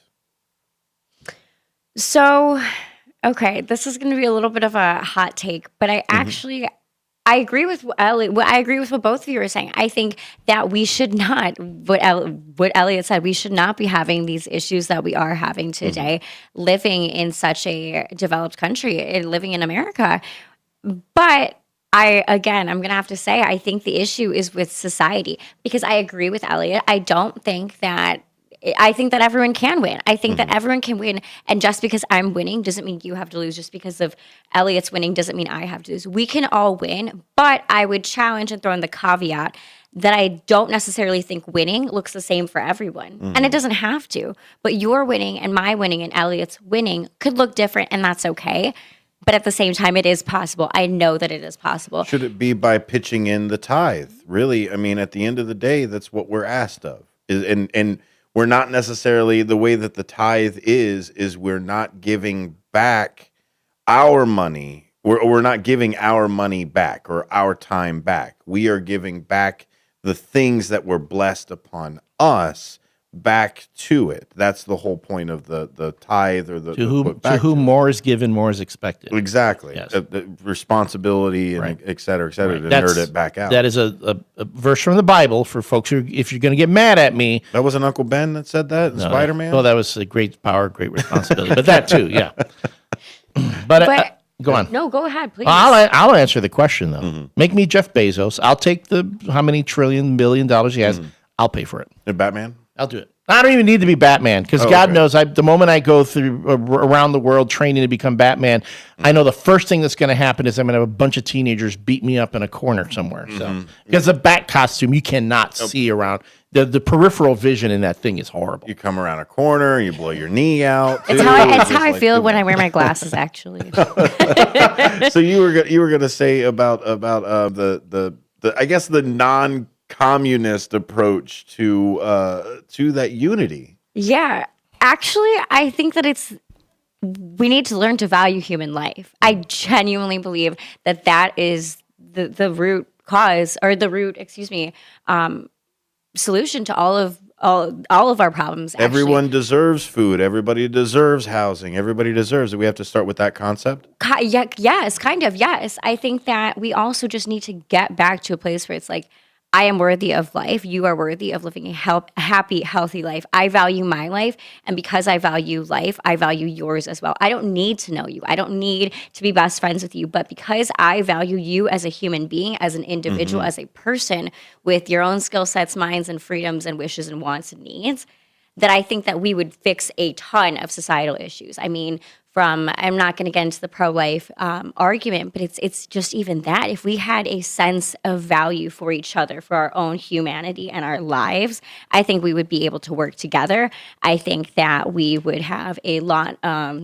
We wouldn't have to ask for necessarily money from anyone else, because it's like people would understand that human life is a gift and it deserves to be valued and treated with such respect and dignity. So I wouldn't even need to be asked to give out money because I see someone struggling. I'm going to do what I can to help you because I feel and I know in my heart that it's the right thing to do. But I think if more people thought that way, or if we somehow got back to that as a society, we wouldn't be having the issues we have right now, and we wouldn't be needing to come up with the solutions we are trying to come up with right now. We all talk about independence and equality and as a society as almost two different mutual things. As if I have independence, then I won't be seen as equal as another person. It's just funny that we see all men are created equal in the Declaration of Independence.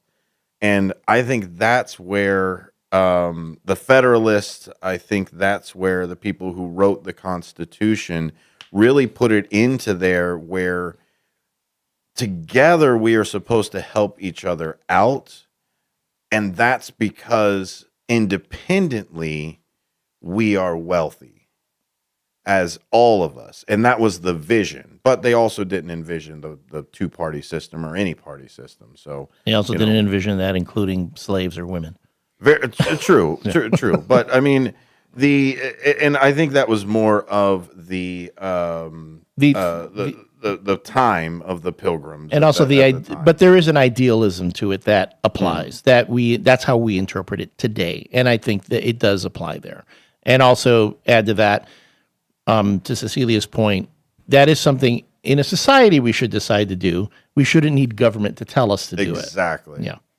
But I think that a lot of us right now, and I'm not saying everyone, but a lot think, well, like we were talking about earlier, what's in it for me? What about me? What about what I want? Because I see a lot of humans struggling with gluttony, and that is one of... Can you stop looking in my direction when you say the word gluttony? But yeah, I'm slimming down. Hey, that Thanksgiving dinner had me too, Elliot. Always in the mood for food. Thank you very much, both of you, for being here with me today. I had an absolute blast, as always. Same bat time, same bat channel? Same bat time, same bat channel. Same bat time, same bat channel. Okay, cool. Tune in next Friday for Free Speech Friday, where, of course, the panel will return doodly doodly doodly doo. That's the kind of thing where it spins around. We'll talk about some more stuff. Send in your suggestions if you would like us to talk about something. Let us do some research for you. Is there a topic that you want to hear from all of the different sides? Reach out to Sonar at WRMN1410 or info at WRMN1410. Say goodbye, panel. Good night, everyone. Good night, everyone. Enjoy your weekend. There it is. Do enjoy your weekend. This is Dennis Sonar Green signing off of this amazingly long day of radio, but the fun still continues for 24 hours a day here on WRMN. Have a great weekend. We'll see you for Apolitical Talk Show on Monday. Bender Dental Care, located at 217 North McLean Boulevard in Elgin. Bender Dental wants everyone to be informed, appreciated, and cared for at all times. To prove it, they now offer a new patient exam for just $29. That includes consult, x-ray, exam, and cleaning. Let Bender Dental help you have healthy teeth and gums for a lifetime. Located at 217 North McLean Boulevard in Elgin. Visit benderdentalcare.com. Your hometown radio station since 1949. We are WRMN AM 1410, Elgin time, 6 o'clock.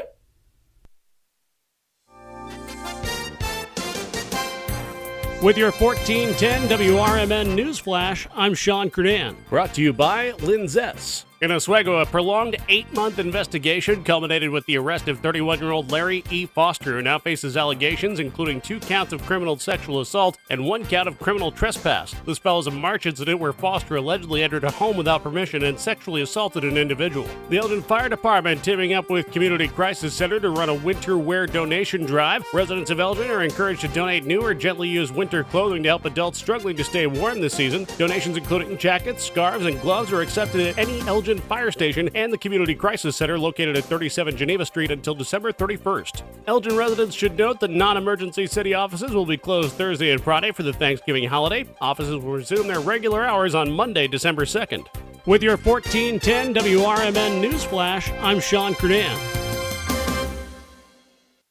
Do you lay awake at night worrying about what to buy everyone on your holiday list? Well, Skechers is here for a holiday rescue with hands-free Skechers slip-ins, the right gift for everyone on your list. Because with hands-free Skechers slip-ins, you just step into them and they're on. There's no bending down, no touching your shoes, no retying laces. Plus, Skechers slip-ins are perfect for everyone. Moms, dads, grandparents, kids, friends, coworkers, and they're the most comfortable shoes they'll ever wear. Find them for the holidays at a Skechers store, Skechers.com, or wherever stylish footwear is sold.